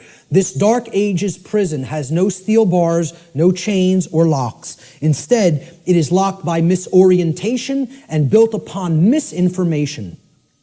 Caught up in a plethora of conditioned reflexes and driven by the human ego, both warden and prisoner attempt meagerly to compete with God. All are intractably skeptical of what they do not understand. We are powerfully imprisoned in these dark ages simply by the terms in which we have been conditioned to think. The conditioning of our thought is what has kept us in this prison. And only now, the actual depth of the dark ages that we are in are starting to become clear to some people. We are in the time that I call the apocalypse. And actually, I want to start rephrasing this. I want to actually explain to people we're not in the apocalypse anymore. We are now in post-apocalyptic times. We are living in post-apocalypse. The apocalypse has already occurred. It's over. We are living in the time after the apocalypse. And what do I mean by that? Well, we got to look at the meaning of the word. Okay? From the Greek prefix, apo, which means away from, off of, or removed from. And then the Greek verb kaliptine, which means to cover, or to conceal, or to hide. So, apocalypse means literally to take the cover off of, to remove the veil from, or to take something out of hiding. Well, ladies and gentlemen, another big surprise. The veil has already been lifted. The truth is already out there. It's out. The truth about what's going on here and has been going on here on the earth is out. It has been de-occulted. And not just by me, by many, many other researchers. Okay? There's a laundry list of them out on my website, and I talk about in the podcasts. All right? It's all out there. It literally means to reveal or to take out of hiding. The apocalypse is the great revealing of the truth to the masses of people. Or it is what I simply refer to as the process of de-occulting the truth, removing it from being hidden. What humanity needs to do is make what I call the cosmic apology. And I'll get to what that means. See these words right here? I was wrong. That's the most powerful phrase that can ever be said by a human being. The second most powerful phrase I would acknowledge is I love you. But this is more powerful than even that. Because this is about internal change. Not just a dynamic or an interaction or a relationship with another. This is about an internal metamorphosis. When you say these words, this is the phrase of all power. No is the word of all power by which we reclaim our power. But this is the phrase of power. All right? Okay. The word apology comes from Greek. Apo, meaning away from, off of, or removed from, as we've just seen. And the Greek noun logos. Logos means word. Okay? So hence, an apology, it literally means to go away from the word. Or to give back the word. Okay? You are taking it back. So if I make an apology, I said something, I didn't really mean it, or I want to retract it. An apology means, let me take back what I just said. Okay? I'm taking it back. I'm removing the word. All right? I'm going away from the former word or phrase that I just said. That's an apology in the standard colloquial English understanding sense. All right? Let's look at what I call the cosmic apology and where this term really comes from, what it really means. See, the Greek noun logos, which is written there in Greek script, which means word in Greek, it comes from the Greek verb lego. All right? Lego in Greek means to speak or to say. It's where we get the English word lexicon from. All right? The Latin noun lex legis is related to the Greek verb lego, to say. Again, because who put the laws into manifestation? The Creator did. How did the Creator manifest the physical universe and all the laws? Spoke it into existence. Reality and truth are spoken into existence by the power of vibration, the vibratory power of voice. Okay? So the Creator created the universe by the phrase, fiat lux in Latin. It means let there be light. Okay? The Latin noun lex legis, meaning law, is actually derived from this Greek verb lego, meaning to speak or to say.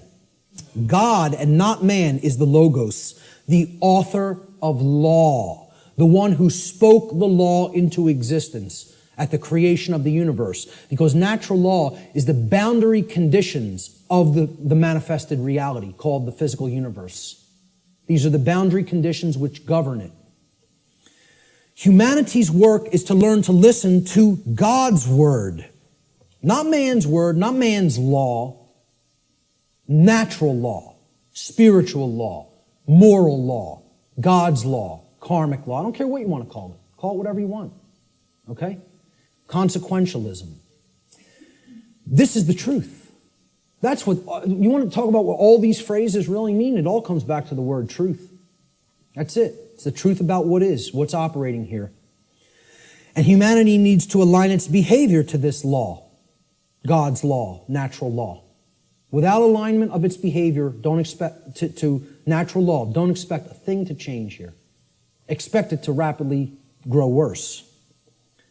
Humanity must make a cosmic apology by giving the word, okay, which means the authorship of creating law. See, we think we're the authors, we're the authorities. That's what author means, right? Author. What's another word for author? This is just this is how mind control through words works, right? An author is a what? A writer. Well, what are you saying there? An author who has authority, they are authoring something, is a writer. They are a right, R-I-G-H-T-E-R. Okay? They're making it into a right.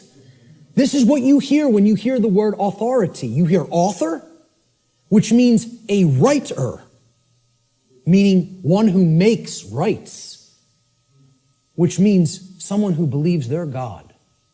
That's all this really comes down to. In a nutshell, we're up against a class of people who believe that they can be God and own and rule everybody else. That's all the dark occult comes down to, folks. People who believe they're God. Sick, psychopathic lunatics who think they're God and are going to rule the hell of the prison world that they're going to create, that they call their dark new world order. We need to give the word back. That's what an apology is. And who it needs to be given back to is the creator of the universe, because that's the author of the law. That's its rightful owner. The word doesn't belong to us, folks. The word belongs to God.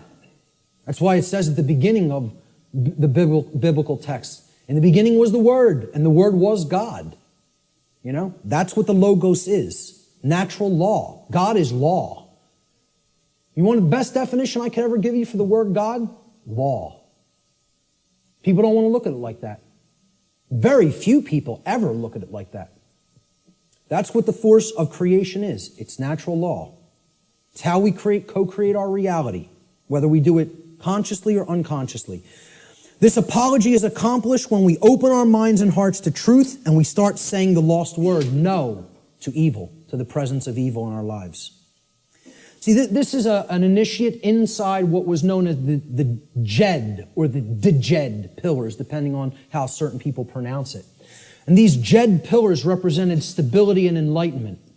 And they represent the two principles, the sacred feminine principle of non-aggression and the sacred masculine principle of self-defense.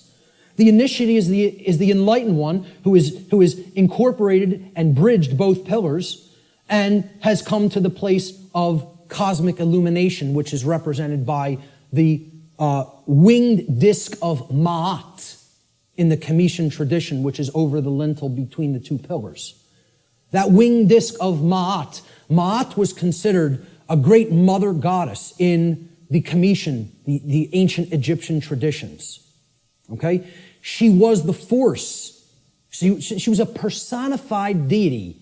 You know, the ancient Comitians didn't actually worship a physical woman. It's not what this was. It was the personification of truth and justice and order and natural law that was encapsulated as the sacred feminine essence. And she was above all the other deities in the pantheon of Egyptian deities, of Comitian deities. Ma'at, there was no god or goddess higher.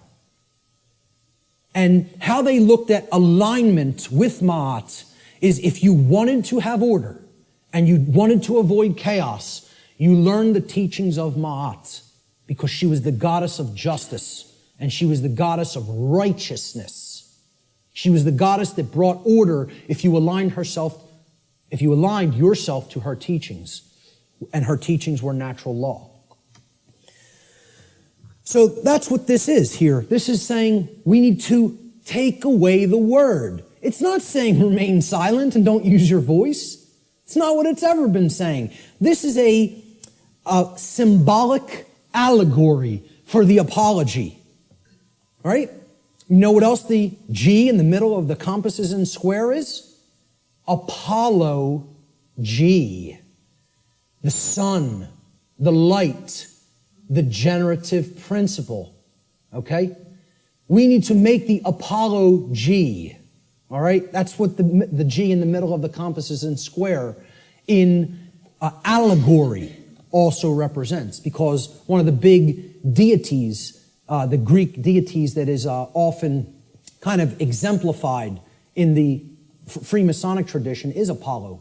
He was a sun god, and he was a corollary to Horus in the Egyptian tradition, and Jesus in the Christian tradition, and Mithra in the Persian tradition, and many other sun gods that represented truth and light. All right? So that's the middle way, the middle pillar. That's what the initiate represents. I started this presentation with the slide before we begin. Now we have begun. And it's up to you to take it further. What you'll do with this knowledge is entirely up to you. See, this is a painting by Alex Gray that shows the worldview schism. Are we going to stay embedded in the left brain and in other forms of imbalance, and we're going to create the negative worldview, right? Or are we going to live in harmony with natural law, which can create this path when we incorporate the creative and nurturing and sacred feminine aspect of our beings?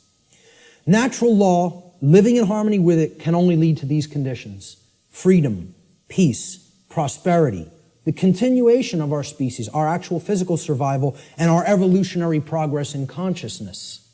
That's what living in harmony with natural law leads to.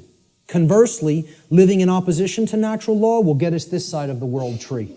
It'll bring this world, this hellish world of chaos and destruction. Because living in opposition to natural law can only lead to these states: control, enslavement, war, chaos, evolutionary stagnation, and ultimately the extinction of our species. Which will we choose? That's still up in the air. I can't tell you that. Only each individual can make that decision for themselves, and then that will play out in the aggregate, in the mass consciousness, the numbers. Thomas Jefferson said, "A free people claim their rights as derived from the laws of nature." And this was also embedded in the Declaration of Independence. The laws of nature and of nature's God, and not as the gift of their magistrates.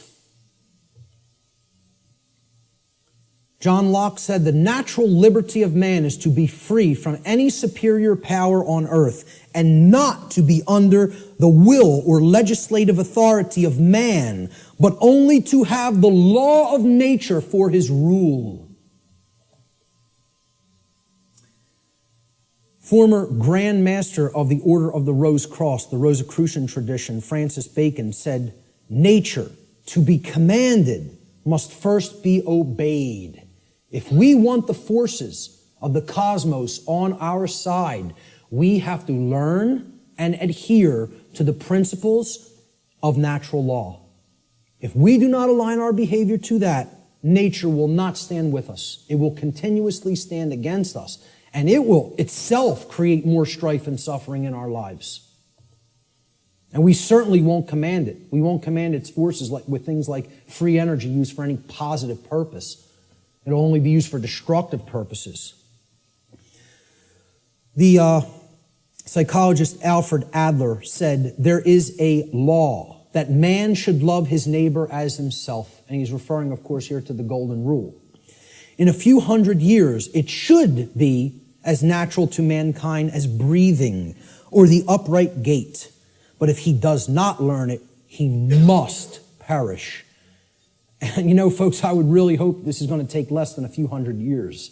But based on where we're at, I'm not so sure. You know? I think we could do it a lot faster than that if we accept the key that's been shown here today, that, as I said before, has the power to unlock all the locks on all the doors to all the cages. And that's what the knowledge of natural law comprises. Will we make the choice to climb the ladder of consciousness through an act of our own free will, choice, and effort? It's not a simple climb. I mean, it's a difficult climb. It's not overly complicated to learn these concepts, to learn these truths. It involves abandoning many things that we've already been conditioned with that don't serve who we are, okay? But I'm not telling you it's going to be easy, all right? It involves a lot of deep introspective work. But if we do it, we can step out of the prison that we've imposed upon ourselves by balancing the sacred feminine and masculine forces within each one of us. And by recognizing our own inherent sovereignty, and that there is no legitimacy and never has been any legitimacy to slavery and control and the external rulership of human beings as subjects. Okay? That recognition of sovereignty has to go hand in hand with our knowledge of natural law. It's a totally integrated component of it.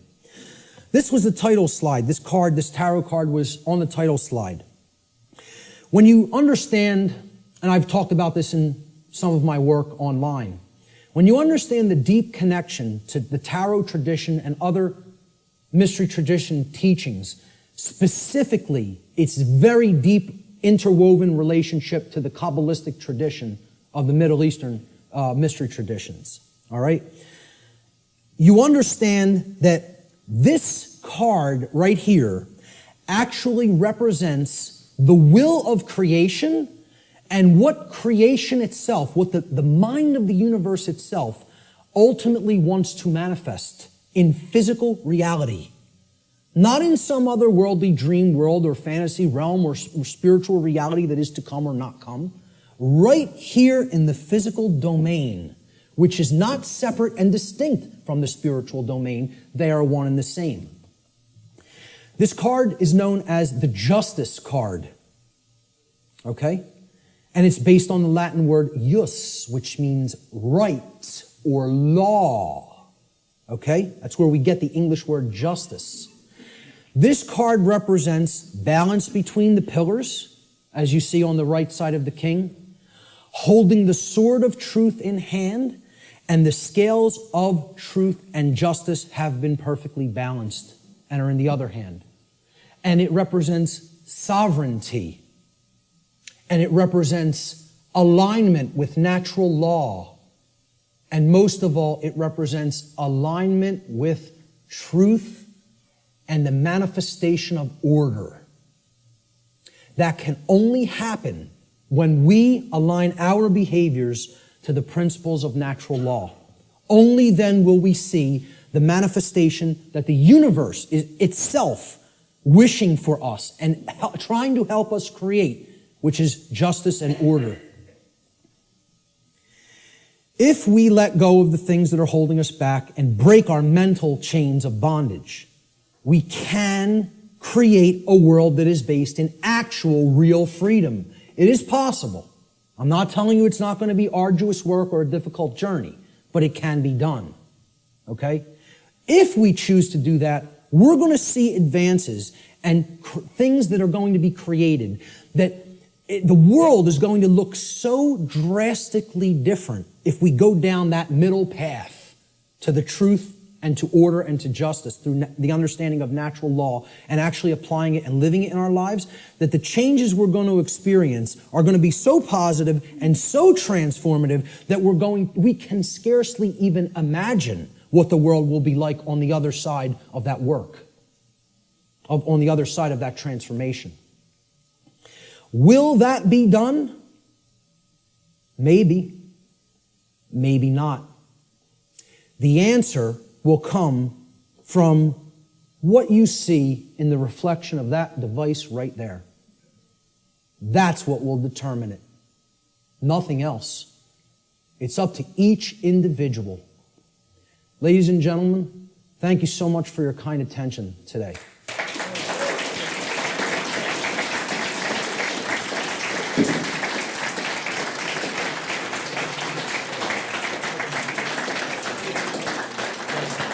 Thank you. Thank you. Thank you. I appreciate that. Finally, this right here, Lex Rex, simply means the law is king. The law is king. Lex Rex. That's my final slide. Thanks so much. Let's do some question and answer. How much time do we have, by the way? Did I run way over or did I leave some? Oh my God. Hey, I'm very happy that the venue allowed us to go over by this much. Okay? And that they didn't just come in and say, you got to get out of here. So I really did want to leave time for questions, but I think it would be, I don't know if it would be really just, intrusive and ignorant at this point to just stay even beyond this time. So maybe we should start packing it up. All right? I apologize for going so far over. I think the information speaks for itself and is worth it, and I hope I was clarified on that. Listen, I'll tell you what. Anybody has specific questions, since there's no time for questions, let me just get this across, okay? Since there's no time for questions, I'll make a personal effort, and I rarely tell people I will respond to email questions. You tell me that specifically that you attended this seminar here today in an email, and if you have a specific question, get to the specific question quickly in your email, and I will make the time over the next few weeks to try to respond to everybody. I'll promise that. How's that? Does that sound okay? All right, great. Thank you. Thank you guys all so much for being here, for staying for the whole thing. Thank you. I'm very impressed with you guys today. That takes a tremendous effort of will and attention. So, thank you guys so much.